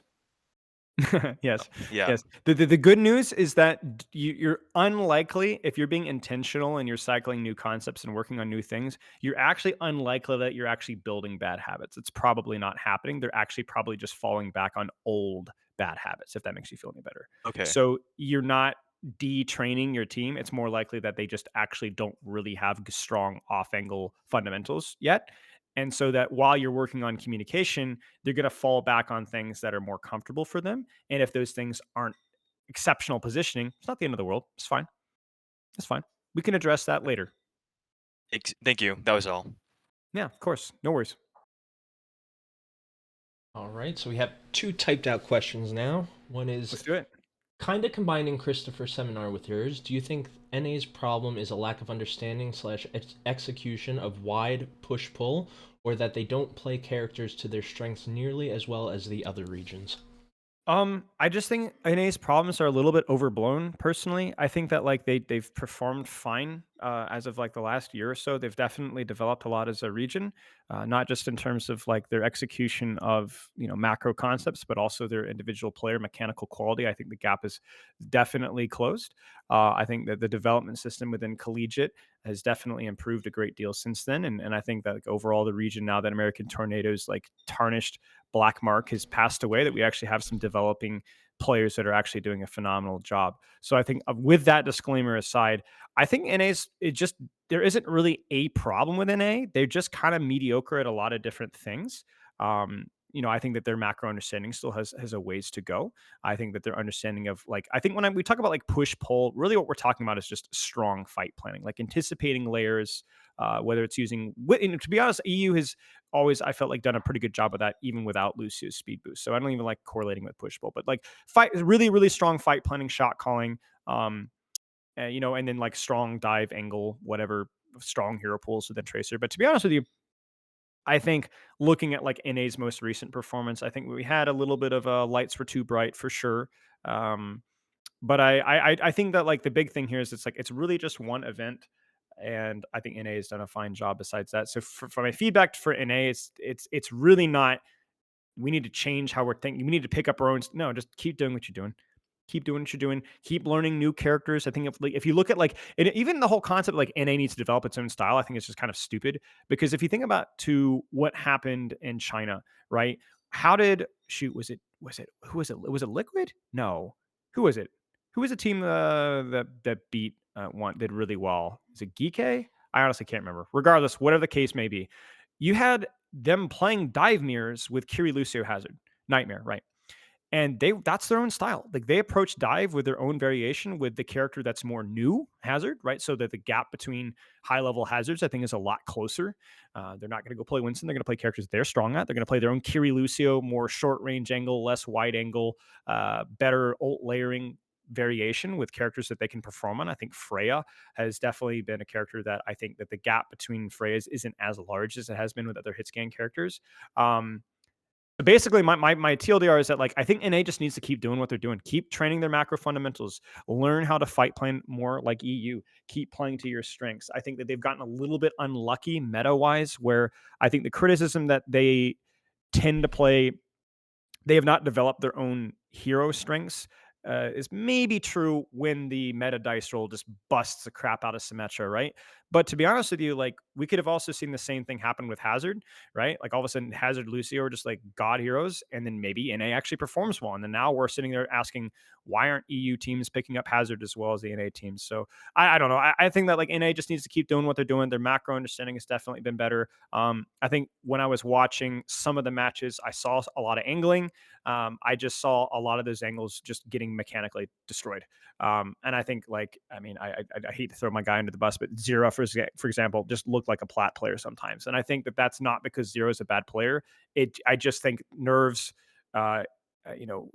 match pressure could be that maybe, Proper's getting more support. But yeah, TLR NA just needs to keep doing what they're doing. I don't think they need to reinvent the wheel. Learn from both regions, sure. Just keep up the good work.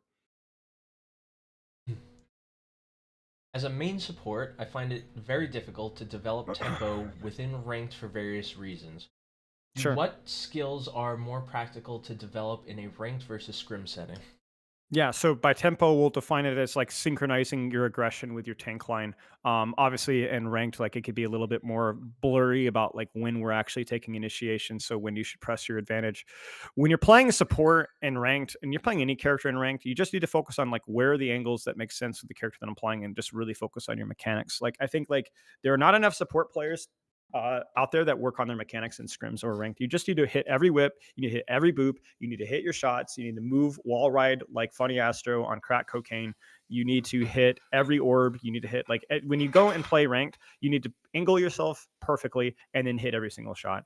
And that's really all ranked is all about here. So if you're trying to win in ranked, just practice in ranked. Like you just need your reps in ranked because mechanics is like such an underrated aspect of Overwatch from all sides, that you just can't afford not to be good mechanic and play well in scrim. So I highly recommend playing mechanically focused Overwatch and ranked. That doesn't mean inting, but that means like positioning yourself well and just hitting every single shot. You've talked many times before about quality of practice. How to get even more out of your practice hours through consistent breaks, activity, and clear goals for the session. Have you learned Yes. anything new about this since your previous video, and are you planning to make another video on this soon? Great question. I mean, the obvious low-hanging fruit, as you said, the breaks, going in with set specific goals, as we talked about. Don't say work on my mechanics, say work on my, primary fire aim, or work on my boop timing, or work on my wall riding, or work on my Genji shuriken, or whatever. So you go in with specific goals. You make sure you're getting enough sleep. Make sure that you're using caffeine wisely. So I don't recommend caffeine every day, but a little bit of coffee 3 or 4 times a week is great. That can also help bring some intensity to practice. But one thing that I would probably add here that I wouldn't say is new, but something that I think is worth mentioning is that I think novelty helps a lot. So one of the questions that I get a lot of times just from the average like silver players, like how do I know when I should change when I'm practicing, when I should do something new? And the answer is that you don't. The only real answer is when are you bored? Because if you're bored, you're not practicing. And I know that that's a bit of a spicy take here, but if you're bored, you're not bringing enough intensity to the table, and so that you should probably mix it up. And I think a lot of coaches get caught in this trap where they've got this like old school football coach mindset where we're going to yell and we're going to run the play until it's done right. And unfortunately, that's just really hard to do in Overwatch, to kind of force that level of strictness. And the reality is that you shouldn't probably do that to yourself. The reality is that you should probably be changing what you're working up, mixing up what you're working on when the boredom sets in. So for you, it might be work on your angles, work on your positioning, work on your cooldown management. And then when things you're just not feeling very engaged in what you're doing, either that's it for practice for the day, or allow yourself to work on something that's productive and more engaging with what you're doing. Just work on your aim, work on your mechanics, wall ride, just whatever, just to mix it up. And I see this from like team coaches as well. Like, we can work on fight playing and communication until the cows come home. But I actually really don't recommend working on fight playing and communication for an entire scrim block. It's just too boring. It's too many team fights where that's going to be boring. Instead, we should be working on, fight playing, team communication for a couple of maps. Maybe the maps where the layering aspect is a lot more important, and then maps where we can kind of double down on just flanking and angling and opening wide and support splits. We work on that, and then another one we just work on trying a brand new composition. But like, you just have to keep variety, not because this is the TikTok generation and everybody just has to stay entertained all the time, but because if you're not engaged in what you're doing, you're not really practicing.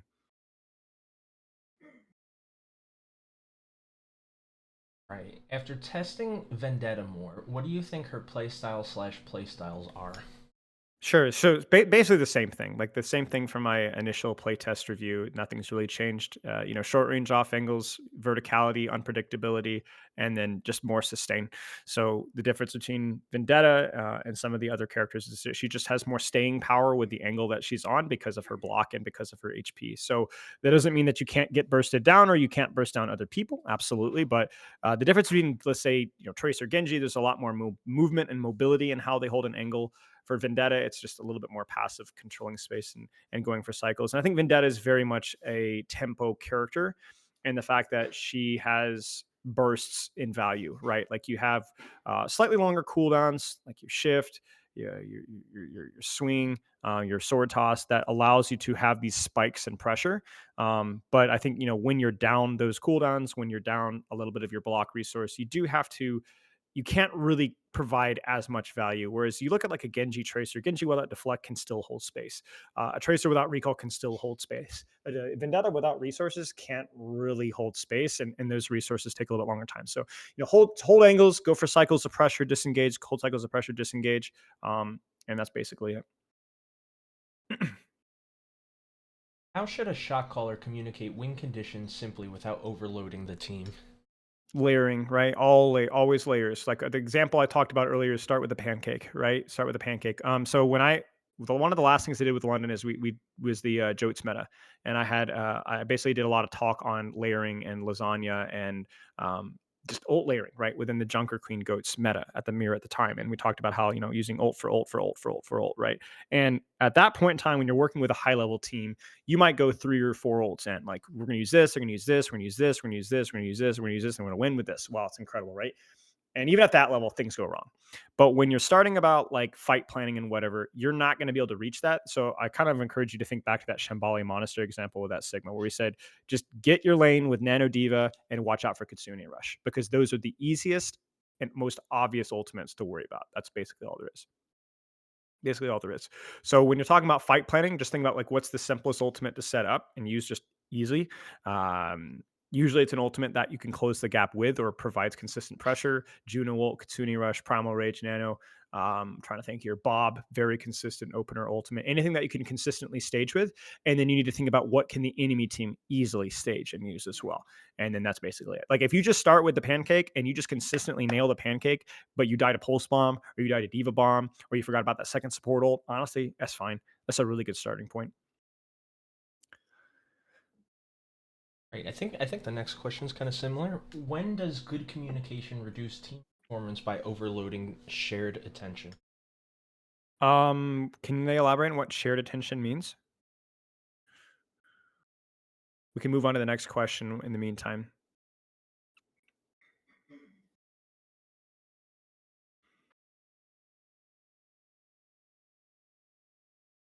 We'll come back to that one. I just want to make sure I understand what shared attention means. I think I understand what they're saying, but I want to make sure. Coming back into coaching and trying to focus on fundamentals, is that a good thing? And when trying to build a 4.3K team, especially relationship-wise, is it worth giving each one of my players a separate goal to work towards? Sure. One of the problems with giving separate goals in scrims is that it's really easy to focus on team performance in scrims. So when I'm giving separate goals, I usually give them sparingly, only to a couple players, and usually goals that are very easy to replicate in the team environment. So, for example, one of the really easy low-hanging fruits I used to work on with Sparker during the Soldier meta was communicating his angles. That's basically all we didn't work on. We didn't work on Helix use or healing station use or anything mechanical. It was just basically the really easy fundamentals and something that complemented what the team was already trying to do. One of the challenges that, and this is something that I had to learn, is like if you give everybody an individual goal, you're gonna completely lose the script, and then people are gonna lose faith in their practice. So I would never say we're gonna work on Reinhardt shield management, we're gonna work on Soldier Helix rocket placement, we're gonna work on Baptiste shift timing, we're gonna work on Lucio plus 20 my off angle with Soldier, and then you get what I'm saying? It's just too complicated, too many moving parts. So what I encourage players to do is I will have scrim blocks or maps where players can work on individual mechanics. And then if that's what we're doing for that map, then the team goals are much more generic and much more fundamental. If we're working on a very complicated or very brain intensive team goal, then I don't want any individual goals. I want all of us working on that one team goal. So the challenge of a coach is to be able to not stagnate individual progress, but not to forget about the obviously basic big fundamentals as well. And like finding the balance there between like not overloading information is really hard, because especially when you have teams that really want to like win scrims and hate losing maps, it's like really, really hard to kind of manage that without like diluting practice quality. I see Froggy's answered here. The limited pool of cognitive bandwidth that a team is collectively trying to point at the same thing at the same time. So, like, what matters, right, or what should everyone be aware of? Intermediate coordination. Okay, so give me the starting question one more time from Froggy. Now that I understand what Froggy's talking about, I forget what the first part was. Might be buried. Sorry.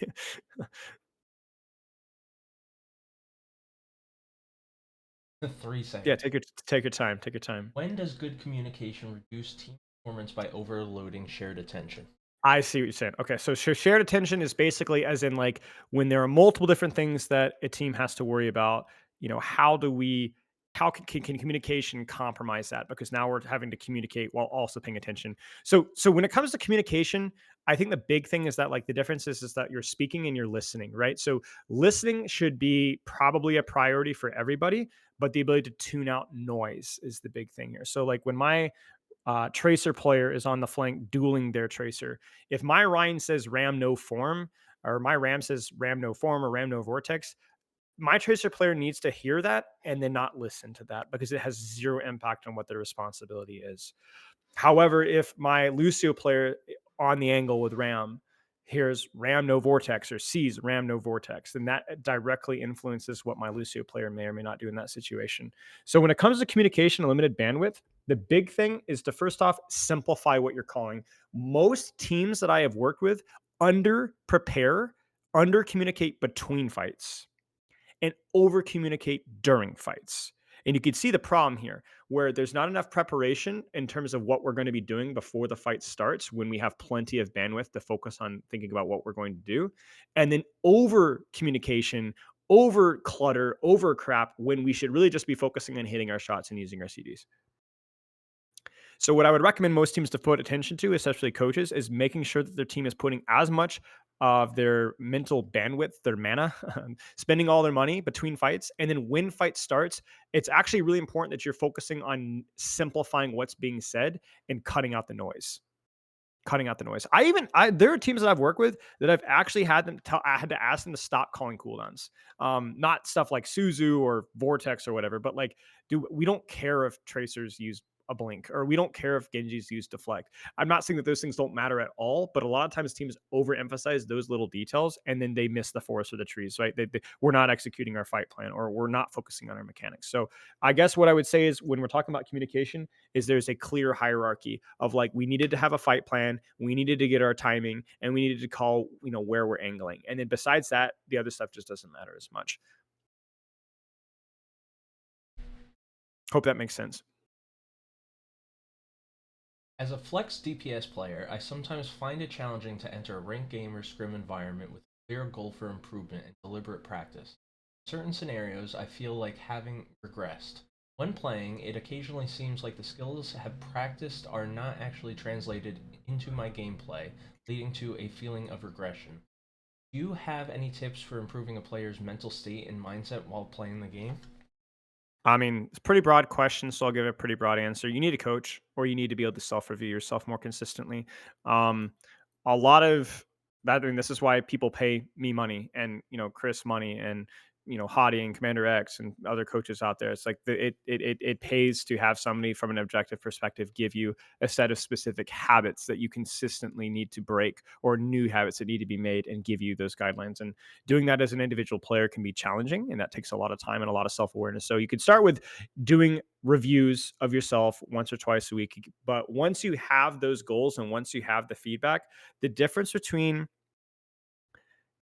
good players and players that are stagnating is generally less the concepts that they need to work on and more of the intensity with which that concept is being applied. Most players do not know how to practice effectively. I've had to do a lot of videos on this, but oftentimes when I live coach somebody, and we'll be like, let's say, working on their, I don't know, mechanics. Let's just not say angles for once, right? So they're working on their mechanics. We'll say smoothly aiming your crosshair on the target's head.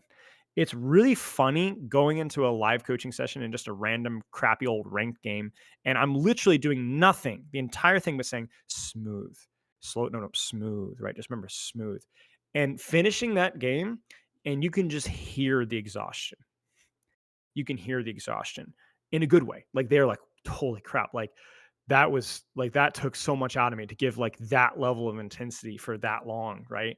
um and when you have felt that level of provocation internally on yourself, just forcing yourself to stay, not just staying locked in, but to stay locked in with a specific direction.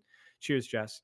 It really, you start to understand how you can't help but getting better. Because if you play even just an hour or hour or two with games like that, you are going to get better. You're commanding your brain to grow, right? And that is something that most people cannot bring to the table in terms of practice, and so you have to find a way to do that. I think again, this is where coaches can help a lot, but this is where there's videos out there like League of Legends timer videos that go off every 3 or 4 minutes. A little bell goes off and reminds you to stay intense with what you're doing. This is why sleep matters. This is why taking measured breaks matters a lot.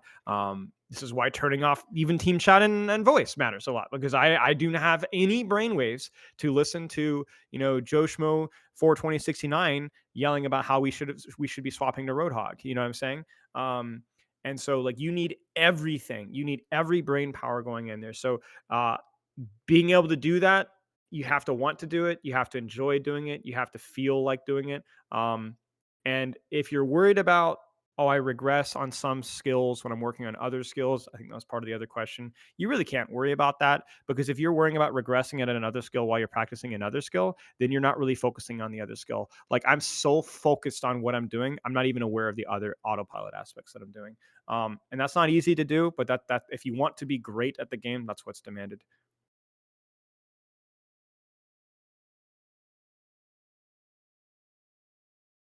How would you plan what to work on in a scrim? How focused and flexible should it be? And is it realistic to manage this while also being a player?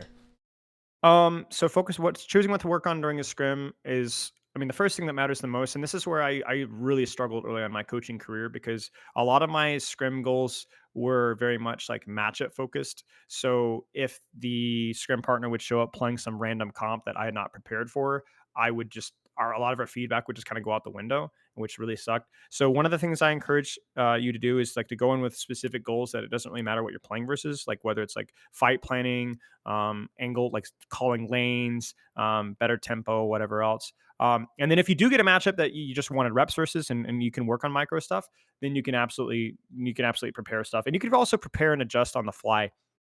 I think the key thing, as I said here as well, is like when you're scrimmaging, is being flexible with what's being seen. So like let's say you go in with an ult planning goal, and then you end up playing versus like a team that's just like pocketing their Doomfist crack addict, and he's just going insane in your backline, and the fight playing is going down the toilet, and we have to pivot to like heavily marking his angles. Like let's actually, guys, let's bail on the fight planning for the rest of scrim block. Let's just focus on like just really controlling space versus this Doomfist and denying him every single angle. And that's fine, because one of the things that you have to understand is that players are very emotional.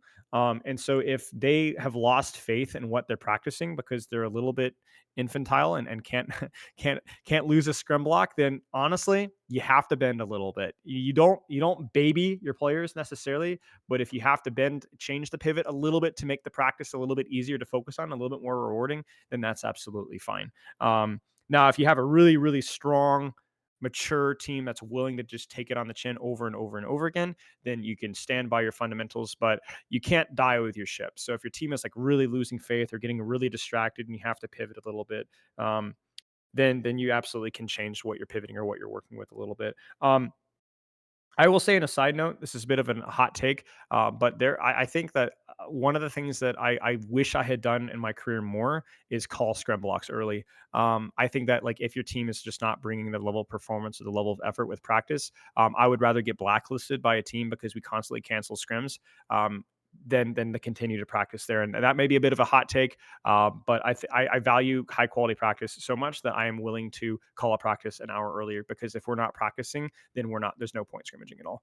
And I think that is something that I think might be good at getting your players' attention as well. But that's kind of a side note, maybe something for another time.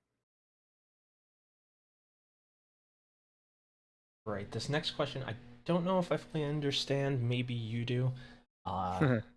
As Diva, I never really go into prep for my backline. As a diva, I never really go into prep for my backline. I mean, I assume it's just kind of about controlling lanes or controlling space. When you're thinking with diva, again, as I already said, diva. I think there's like this concept that like diva in Overwatch 1 was like this peel bot, but really what diva did is she controlled angles, space control, and more often than not, she was usually in angles that are closer to her tank. So she usually actually enabled her tank to take space off of her space and then controlled space afterwards. I worked with Molfig with this a lot back in late 2021. So when you're talking about like prepping for your backline, which I'm assuming this question is, it's really more about proactively denying angles and lanes that would be a problem for your backline leader. That's basically what it is, because you're just this big unkillable bulk. And so the problem with 5v5 tank, is a lot of 66ers point out, is that a lane that is controlled by a tank is oftentimes very difficult to clear out as a DPS. And so that means that as a backliner, if my diva is controlling a lane, it's very unlikely that there's going to be a threat coming from that lane directly for me. So it kind of narrows down my attention, narrows down my focus.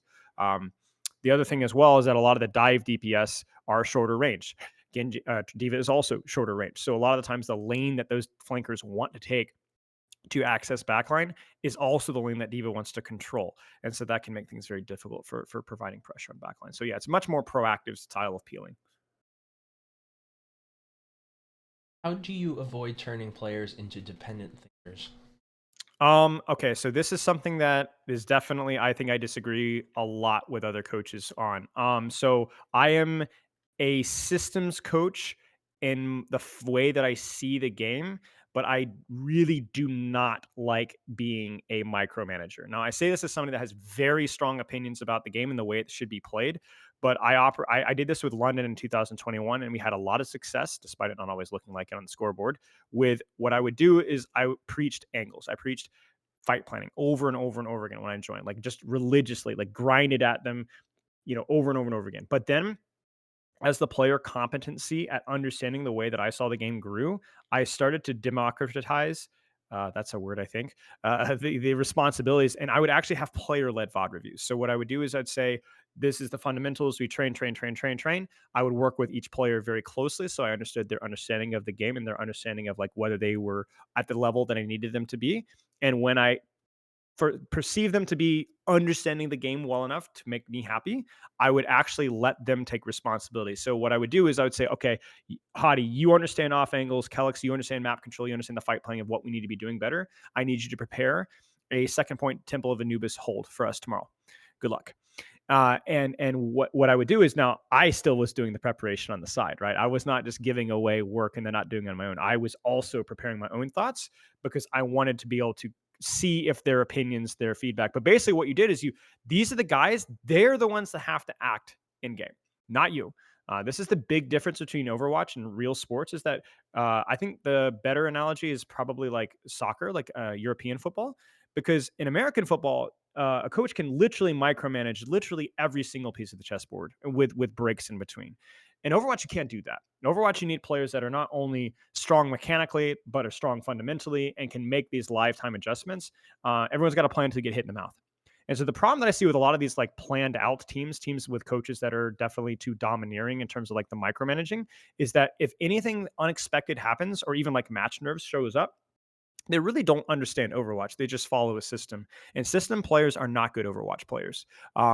With obviously a few exceptions. I'm kind of speaking in absolutes, but generally, it's better to have players with strong basic fundamentals and that are very good at the characters that they're playing. And so, when you as a coach are training your players, really as the competency level of the players increases, the more that you responsibility that you give them. Now, the crucial thing is that they have to have the competency, but they're not going to be able to grow that competency if you don't give that responsibility. That's just simple good leadership fundamentals. So as my players got better understanding things like fight planning and got better understanding things like angles, they got more and more responsibility to come up with their own way of playing and seeing the game.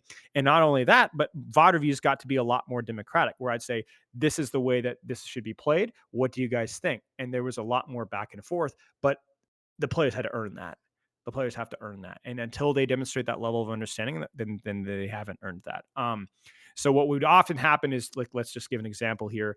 Is, let's say, double flex Winston dive. I talk about, this is why we're doing a split with our Ana Zenyatta. This is why we're pocketing Tracer. This is what our ult layering looks like. We spend a few weeks, a few days scrimmaging that, and then we start doing play reviews. And then I start doing these one-on-ones and be like, okay, what do you think is the best fight play? What's the best angle here? And then we start to kind of open things up. But I think a lot of, like I said, you can't have system players perform in Overwatch. I know a lot of teams have had mixed success with that, but that's why teams like TM have been so successful, is because their quote unquote system is the player.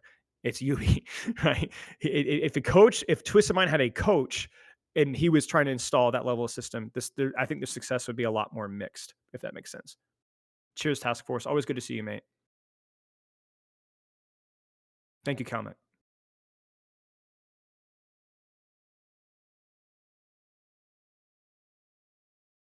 Speaker. Hello. Okay, it's me again.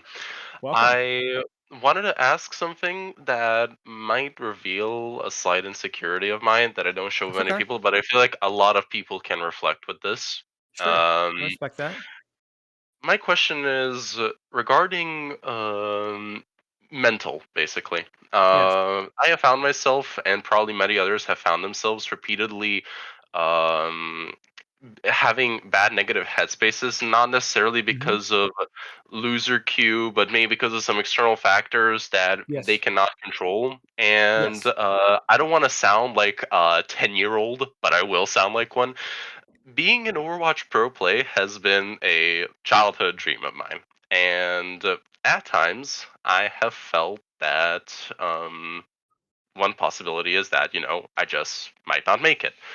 And throughout my life, and again, hopefully other people relate with this, I've had Mhm. multiple moments where I've had this self doubt. And I was wondering if you can maybe share some kind of experience that you've had where you've overcome this, because you have had tremendous success. And from my perspective, I don't know if I'm wrong. I don't think I am. A lot So I think so, but I've also had some tremendous failure as well. So, but yes, continue. mm, I don't know about the tremendous failures. I'm sorry. You didn't know me in 2019, but or 2020, but I respect that. I appreciate it. Continue. So my question is basically, I'm going to try to be as straightforward with this as possible. How do you deal with the fear of not making it? Okay, so I'm gonna Have you had an experience where yes. you've dealt with that? Yes, I mean, it's a phenomenal question. I also appreciate the transparency and the honesty, and I think that, like, you would be surprised at the number of people just in this voice call that feel the same way, and myself has felt that many times. So you are not alone in that front, and this is where you're probably not going to make it. You're probably not going to make Mm. it. Like, I'm just going to be straight up with you. You're probably not going to make it. You're probably going to fail. Um, and the reason why that's the case is because it's not just a reflection of you as an individual, but also due to, your opportunity, luck, your abilities, your talent as an individual with your life experience prior to this. Like, I was unlucky with Overwatch League coaching because I was extremely late to Overwatch. Like, I did not even start playing until Overwatch League had already basically started. I had no first-person shooter experience, but I was also lucky that I had a lot of coaching experience. But then I got really unlucky with opportunities. But then I got really lucky that, basically, like, things line up and things don't line up. But the reality is it's just statistics. You're not likely to make it. So when you think about failure, okay, I want to think two things here. Number one, don't look at success and failure as a binary system. By far the most important thing. Because when you think about success or failure as that I made it or I didn't make it, you're screwing yourself over and you're being very juvenile with the way that you approach things. So let me ask you a Yeah. question. Do you think that I succeeded by reaching Overwatch League? I think that is a question with multiple answers depending Sure. on the person Sure. answering them. Sure. So I succeeded, but I joined a team that was 0-8 and only won one game. Right? Like, we could have Right, won yeah. 2 games. We also could have beaten Toronto Defiant that year as well. We came very close to beating them, who were a very good team that year. So that could have been a massive success. But I also kind of failed because we did not dramatically improve when I showed up, despite I feel like the impact that I had. I So felt like I did a good job, but it didn't show in the results. So did I succeed or fail?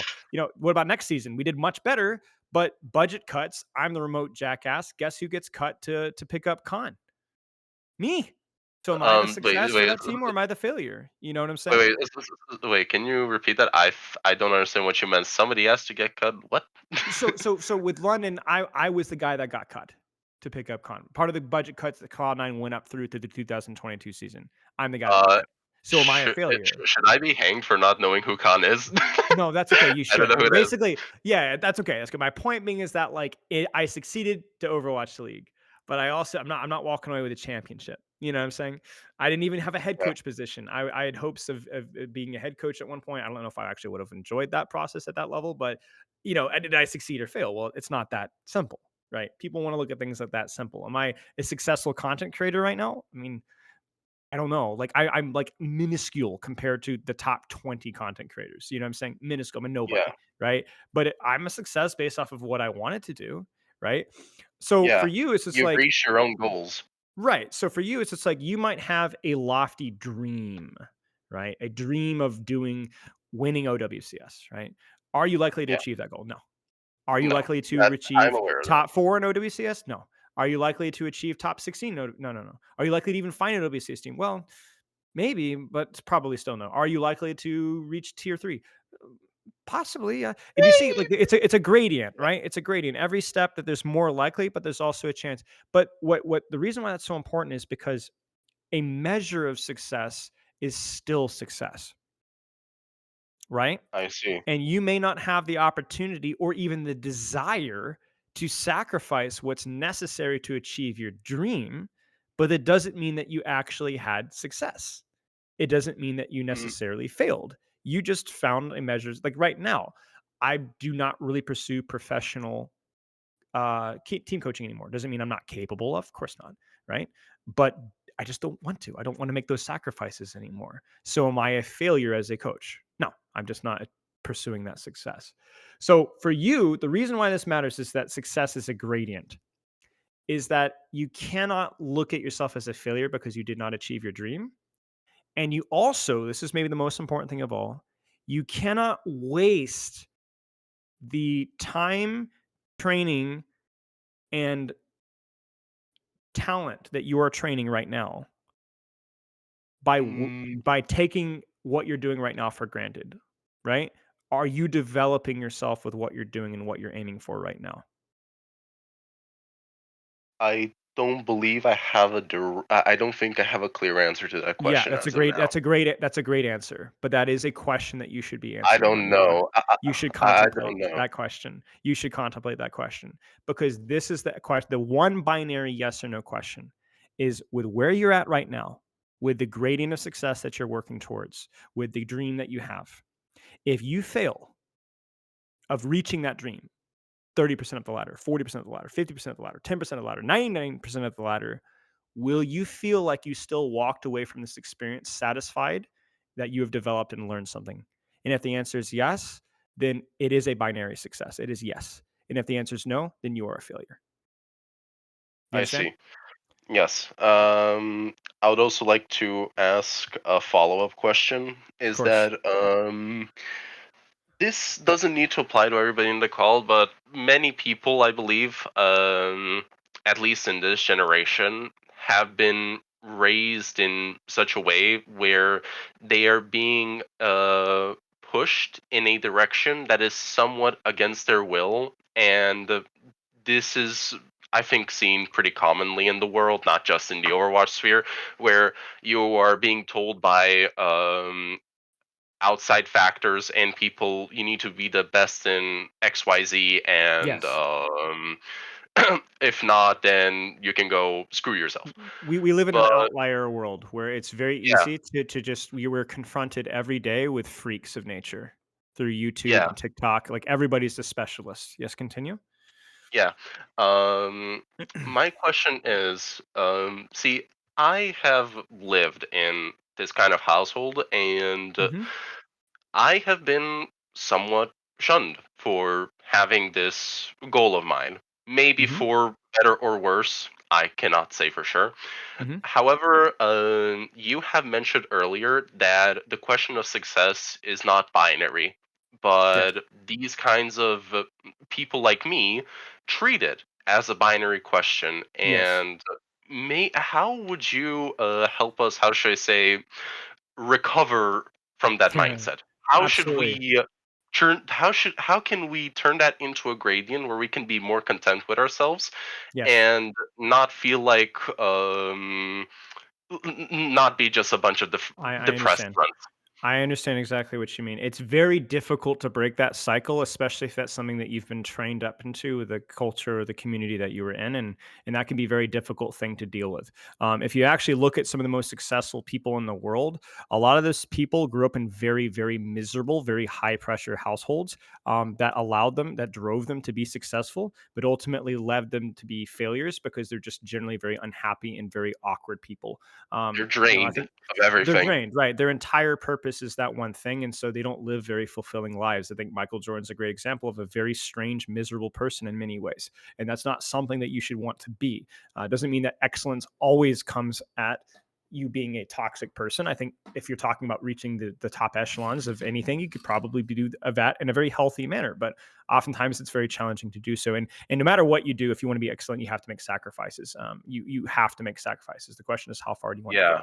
So the question then is if I'm kind of trying to explore these different avenues and maybe I'm not achieving the top echelon, how do I stop myself from the cycle of self-loathing or judgment or frustration that I'm not doing that? Is that correct? Yeah, because and I also want to add, I also feel like that is also disrupting my performance in a team environment because I would Yes. notice multiple times, I would tell myself, I would, for example, let my ego take over on Genji, and I would go for a Yes. one-shot clip, and I would immediately fumble, and I would be like, Yes. "Holy fuck, I'm so R Yes. word." I don't know if I can say that here, Yes. and I'll be like, "I'm so sorry, please, I fucked up. Holy shit, this that," and I just go into that self-loathing process, not Yes. just with life in Yes. general, but it I impacts understand. my environment. I Yeah, understand. I understand. The way to look, I want to encourage you with this. The way to look at that is that it's an incredibly difficult thing to train, but it's also incredibly rewarding. So you have to remember that if you're not going to fix that problem ever, but you can significantly improve it and strengthen your character so that it becomes less of a problem. And that if it so takes immense effort, hang on, if it takes immense effort to provoke that change, it will be worth it. You understand? So let me just clarify that first. Okay. There's no solution here. There's no magic pill here. It's like saying, how do I become less tilted? Well, you got to train your habits better. You got to train it. It's going to take yeah, forever, right? You're going to have a tendency. You don't break that tendency. You train yourself to be stronger and better at dealing with those disadvantages because that is a disadvantage and you're going to have to deal with it. There's a couple of things here first. First off, you got to make sure that you're going into every training session with intent that is separate from your performance. can you elaborate on that? How When should you my intent be separate when from my performance? when I said don't practice your positioning, practicing your off angling, that's what you do. Uh-huh. So your intent is not on my performance. The intent is on what is my next angle. Mhm. You understand? The I intent is see. not how are my mechanics. The intent is, am I slowing down my mechanics? Am I not flicking? You Uh-huh. understand? I see. You I see. and you need to surround yourself with people if possible. This is maybe the most important thing. You need to surround yourself with people that you are able to train and play with, that are able to complement that energy without tearing you down. I So if see. you're in a community that really like think about like the where you grew up, right? With it constantly pushing you, pushing, tearing you down, very, very high energy.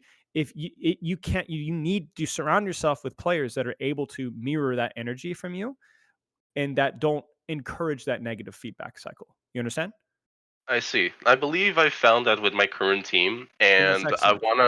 I want to ask something, and this might be a question that we cannot give an answer to here right now. But Hmm. you've mentioned surrounding yourself with like-minded people on the Hmm. internet. That is relatively easy. However, real life still exists, and Yes, correct. there are a lot of factors that I don't want to reveal here, and I don't want to get into at Of all. course, that's okay. But um, my question is, some of these factors are obviously unchangeable. Hmm. How would you go about blocking them out? Have you ever had that kind of negative feedback that you just could not get rid of in a very effective way? And if so, how do you just work around it? It's not getting rid of it. It's just working around it so it has as minuscule effect as possible, like I you understand. mentioned earlier. I understand. Buy a good pair of headphones. No, I'm kidding. No, Sorry. that that that that that No, that you're that right. I that need to that get a. that's a My very, headphones very are torn. difficult, very, very difficult situation to put yourself into. And honestly, to the extent that you have dealt with it, I have not. So I am sympathetic, but you are obviously dealing with maybe a pair of ankle weights that maybe that I have never dealt with. So I see. that shows a great deal of personal strength from you to be able to pursue what you're doing right now. So first things first, right? Um, you need the like-minded people to encourage you and Yeah. support you. It makes it a lot easier when you're able to deal with that stuff. When you the other thing too, as well, is you need to believe in your mission. You need to believe in your mission. So a Yeah. lot of people struggle with negativity when they don't have a clear direction with where they're going. How many times have you heard or seen these motivational stories of so and so had all these criticisms and all these feedback, but they stuck and they Countless believed it and they times. made it right, right? And so for you, one thing that might help with you a lot is that, as I said here, don't look at your success and failure from a binary perspective. Ask yourself, what's your mission? Do you believe in your mission? Why are you doing this? Like what is the goal here? What's the end, not just the end goal of I'm going to go WCS, but like let's say that doesn't work. What will you have taken out of this? And if you really reflect with the way that you're approaching things and what you're doing, and you're like, okay, it may not work out, but I'm going to develop and improve myself, and I'm developing these meaningful relationships, and I'm working on a routine and a schedule, and I'm challenging myself, then you will have a lot more confidence in your approach because you know that your approach has meaning, even if you don't succeed professionally at that level. And You even though I understand? don't reach the end goal, I still take something out of it that I can Yes, implement that is in correct. something And when you later can down. look at yourself and you can look at yourself and you know that's the case, it's much easier to deal with the negativity because you have absolute confidence in that your mission is meaningful, even if it's not success. See, I used to get mad Lulu is the people. Lulu, basically. Right, right. So I had a lot of moments where like, I'm thinking about like the money that I'm making from like the coaching and from the professional coaching and from like a lot of what I'm doing. And I'm like, man, I am making no money. Like it's awkward telling people that I'm a video games coach. But I have had such confidence in my ability to talk and communicate and work with people in a meaningful manner that I had a lot more confidence in my mission, despite maybe not having the best supporting crew. Right now, it was nothing compared to what you have, of course. But if you are What do you confident in mean your by that? mission, Sorry to interrupt. so as in I knew what I am doing had meaning. Huh. It had Okay. meaning. And I believed in what I was doing, whether it was going to put numbers on my Liquipedia or put numbers on my YouTube subscribers. So Okay. I not only loved what I was doing, but it had meaning. And so therefore it was a lot more easy for me to be confident in what I'm doing despite the external factors. That's what I'm asking from you. What's your meaning? What's your purpose? Without a vision, the people perish, right? So what's your vision for yourself, right? Like why are you doing this, right?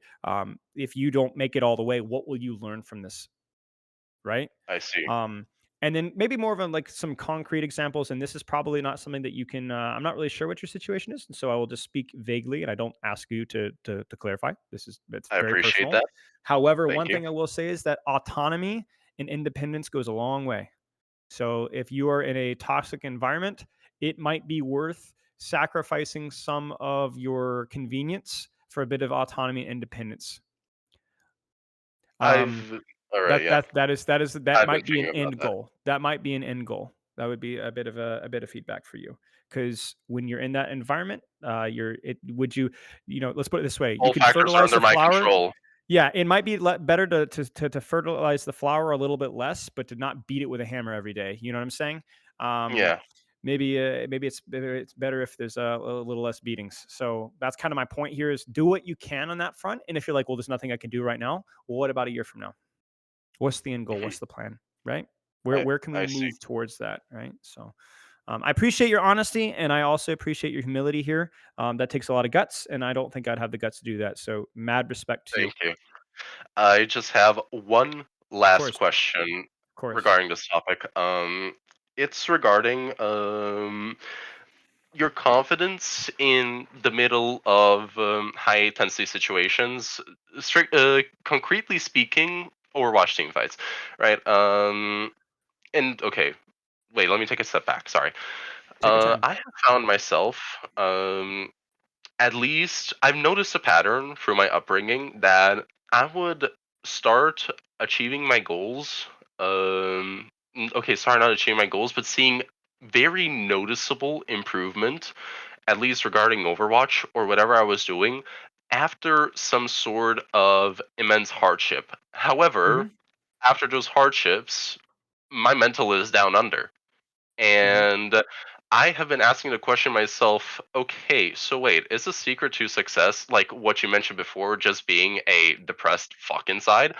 And how do I break that cycle? Because I want to succeed in this. However, I don't want to sacrifice my sanity. Correct. Because I Correct. feel Correct. like I've gone a long way with sacrificing my sanity, and I'm on D. I don't want to go Yeah, further. I understand. I understand. I mean, a lot of it kind of comes when things are going poorly. You have nothing but to pour that angst and energy into whatever that you can succeed in and whatever you can control.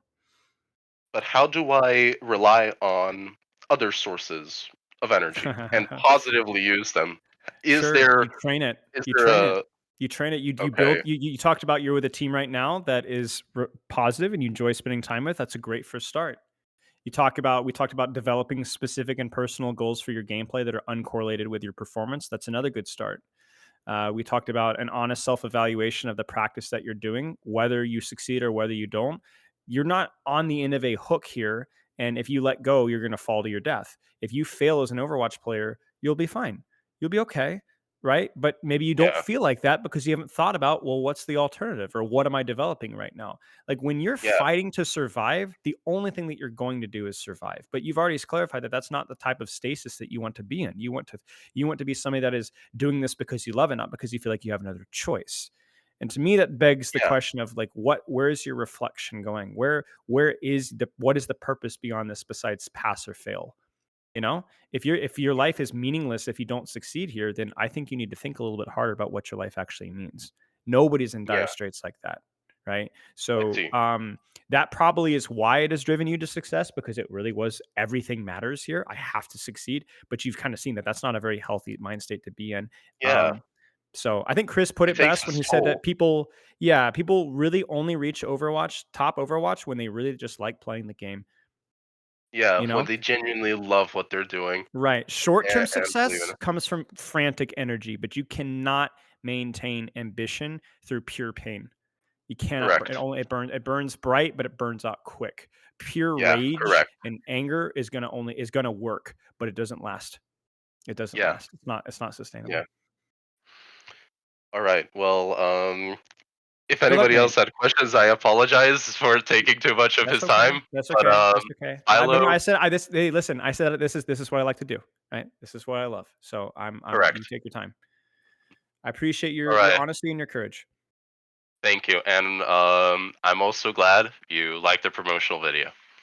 It was amazing. It was phenomenal work. And also, I will say this for being a degenerate Overwatch nobody, you're a freaking cracked editor. That was crazy. So you were maybe more multi-talented than you think. You should. Okay, wait. Mal, I'm sorry. You should see my other videos, by the way. Hey, Maybe you should see. maybe you're You should see that. multi-talented. All right. Okay. Once again, thank you. You're This very welcome. means a lot more than you think. Of course, of course.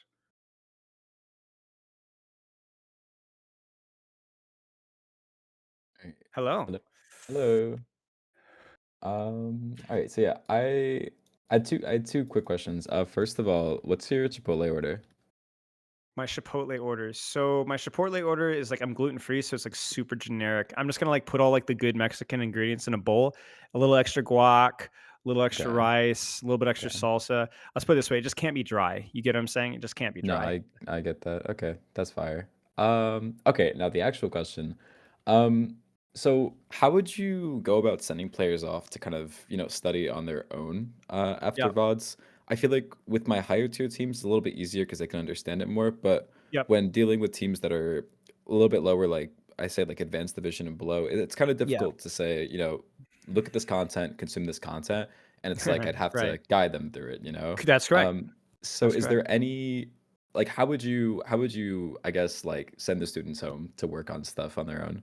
Sure. So kind of going back to what I was saying earlier, where like competency matches their responsibility. So individual responsibility is only matched by their ability to process what's being said. So basically, a good example of this is how I will go into an individual VOD review with a silver Juno player, and we'll talk about angles, we'll talk about positions, and so on, and then I'll kind of comfortably ease them into kind of telling them what I look for, and look, see, it worked there, okay, it didn't work there, and then as the review goes along, I'm starting to ask more and more questions. Where should you be? Where should you be? What do you think about that cooldowns? And they can see that they've built a bit of understanding, they've built a bit of competence, and a bit Mhm. of confidence. And then as they start to get better at it, then they can kind of go off on their own. So in your example there, like let's say that you're tracer players not very good at taking angles. Let's just give it a stupid example, right?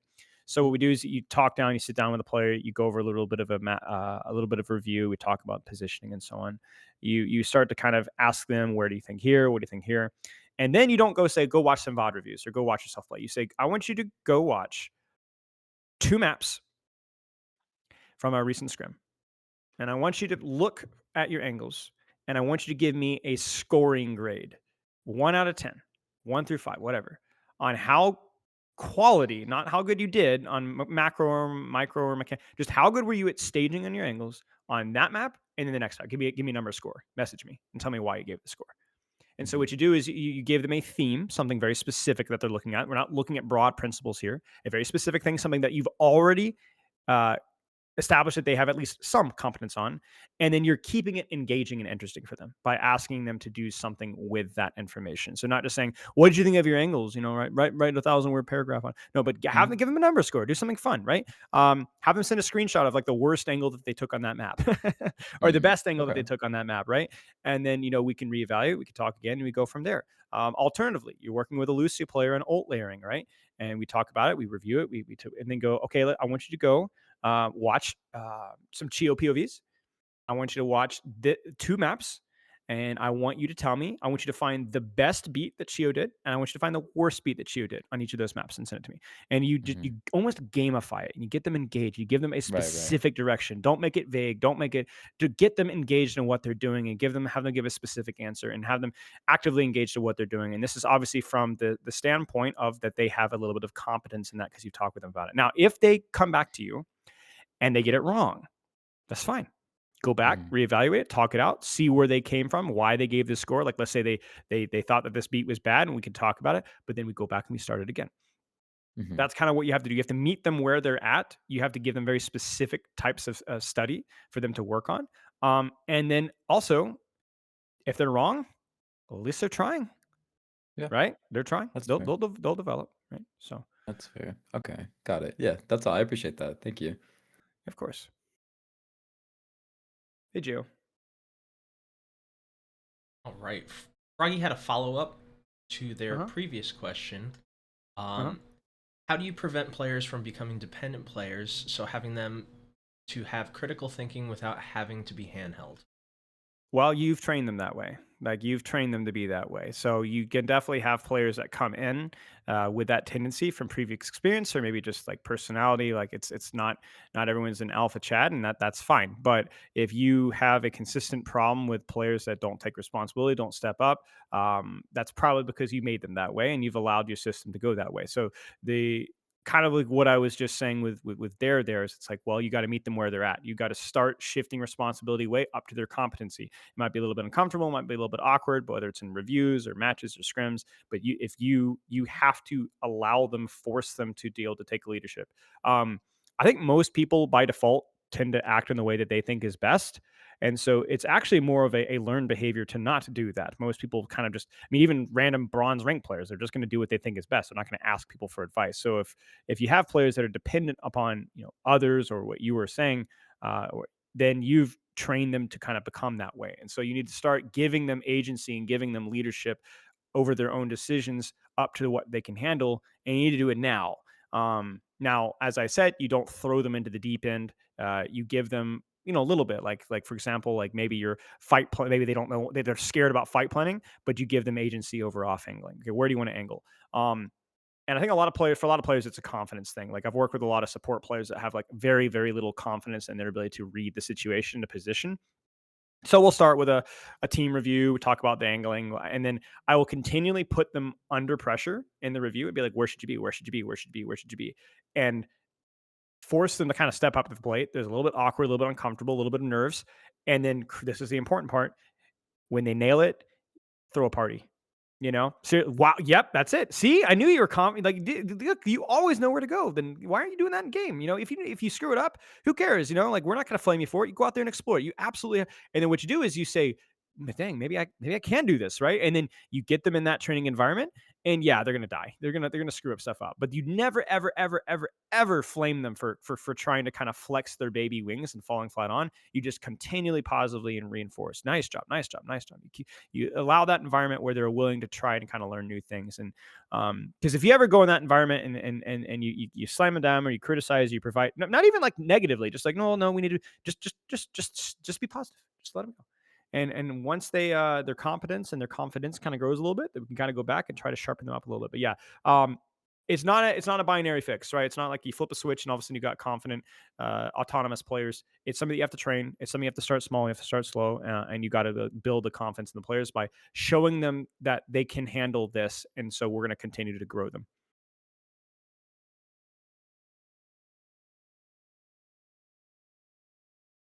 Hello again. Hello? So, two-part question. And I'm asking for a friend who is too scared to come up here and ask you. That's okay. I'm a scary guy. I'm huge. I almost said 6'7", but I can't say that anymore nowadays. The brain rot. So can you elaborate what a system player is? And Yes. then can you also explain how to get out of being a system player? Yeah, so a system player is somebody that basically just follows a pattern and doesn't think about the situation critically. A system player is somebody that always takes the same angle, does the same position, and does the same fight plan. Um, Basically, the difference between, I would say, a system and a fundamental player is a fundamental player understands the basic workings of Overwatch and is willing to change depending on the situation. A system player is just basically they just take the same action without thinking about the situation critically. The way to develop a player into being able to think more critically is the same way that when we were talking earlier about like what's the difference between an angle and a position. The difference between an angle and position is an angle, working on your angles is just a more specific aspect of what you're working on. So if you're trying to work on not being a system player, you need to ask yourself, how do I know I'm a systems player? And in what ways is my system player being too much of a system player, right? I kind of gave a couple examples there where like you're not thinking about your angle critically, you're not thinking about how to use your ultimate critically, you're following the set pattern. But I guess it starts with how do you know your system player and what decisions are being autopiloted that probably shouldn't be autopiloted. And if you can answer that question, well, then you know what you need to think more critically about. So let me give you an example. Let's just do the one I said there, Lucio. I always beat engage, always beat engage. I just always beat engage. And well, your goal for this scrim block is to ask yourself, is there a different way that I could use beat in this fight? Should I use beat engage? What about this? And that's going to slow down and clunkify your thinking process. Okay, great. Nice job. Like your performance might be a little bit worse, but you have to have a system or a community that's going to be comfortable with a slight dip in performance as you're starting to actually think critically about the decisions that you normally always took for granted, but be comfortable with trying something a little bit different, trying something a little bit new. So you kind of have to force yourself to step outside your comfort zone. Now, crucially here, again, we have to be specific with what we're trying to desystemize. Ultimately, when you're performing in a match, you really are just wanting to perform on autopilot. You're wanting to perform on systems. That's why Chris has always talked about, a lot of the Brawl coaches talk about, it's easier to play a system composition in a match because you don't have to think critically. You just have to follow the order of operations. So what we're really trying to do is when you're a systems player, it's not that autopiloted actions are bad. They are very good. It's that you probably need to revisit your systems and decide if there's a way to upgrade your system. So when you're a systems player, it's not a bad thing. It just might mean that there's a blind spot with how you're approaching the game. And when you're practicing, you need to be willing to take a look at those blind spots and see if you can try something different or new. Being a systems player is not a bad thing necessarily if the system is perfect. The problem with most system players, never is. yeah, right. So that's the real question, right? So you gotta rip the roots out and replant. You gotta rip the roots out and replant. You gotta reevaluate. And so that the real problem with system player is that they're a system player in practice. When in reality, in practice, you should be a lot more Open and flexible. experimental, right? More cognizant, more cognitive, engaged, trying, experimenting, and so on. Now, obviously, there are not. I think Capitology released a video recently where he talks about like how EU is very system focused, even in scrims. Like they're always trying to play to win the scrims. They're not really experimenting a lot, and that works really good in short term situations. And I think that's good. But like if you ever are trying to develop a new hero or new hero pool, or you have time to practice, you really should be okay with kind of trying different things, trying new things, breaking patterns just to see what happens. That's how development happens. Okay, thank you. TLER is just be willing to make mistakes, right? Be comfortable, have the confidence to be able to make mistakes, and yeah, easier said than done. Yeah, I think that basically wraps up all the questions that we've had. Sure. Okay. Well, Yeah. that was a lot. I appreciate you guys for all being here. I loved being here. I always love doing this kind of stuff, and I kind of an open offer. I don't answer messages too often. About once a week usually, and obviously with holidays might be a bit slower, but if questions do come up in the future, you can just message me directly, and I do take questions from randoms. I just might not get back right away, but thank you very much to the Element guys for setting this all up, and thank you guys for all being here. Appreciate you guys very much. Yeah, that was great, and thank you all for coming out and sticking with us through this whole thing. We really appreciate it. I'll be sharing Spilo's socials and stuff like that after. Also, make sure to check out his YouTube videos if you somehow are in competitive Overwatch and haven't seen them. Sure. Thank you guys so much. Appreciate it. Have a good rest of your afternoon, evening, morning, etc. Have a good one, y'all. See you guys.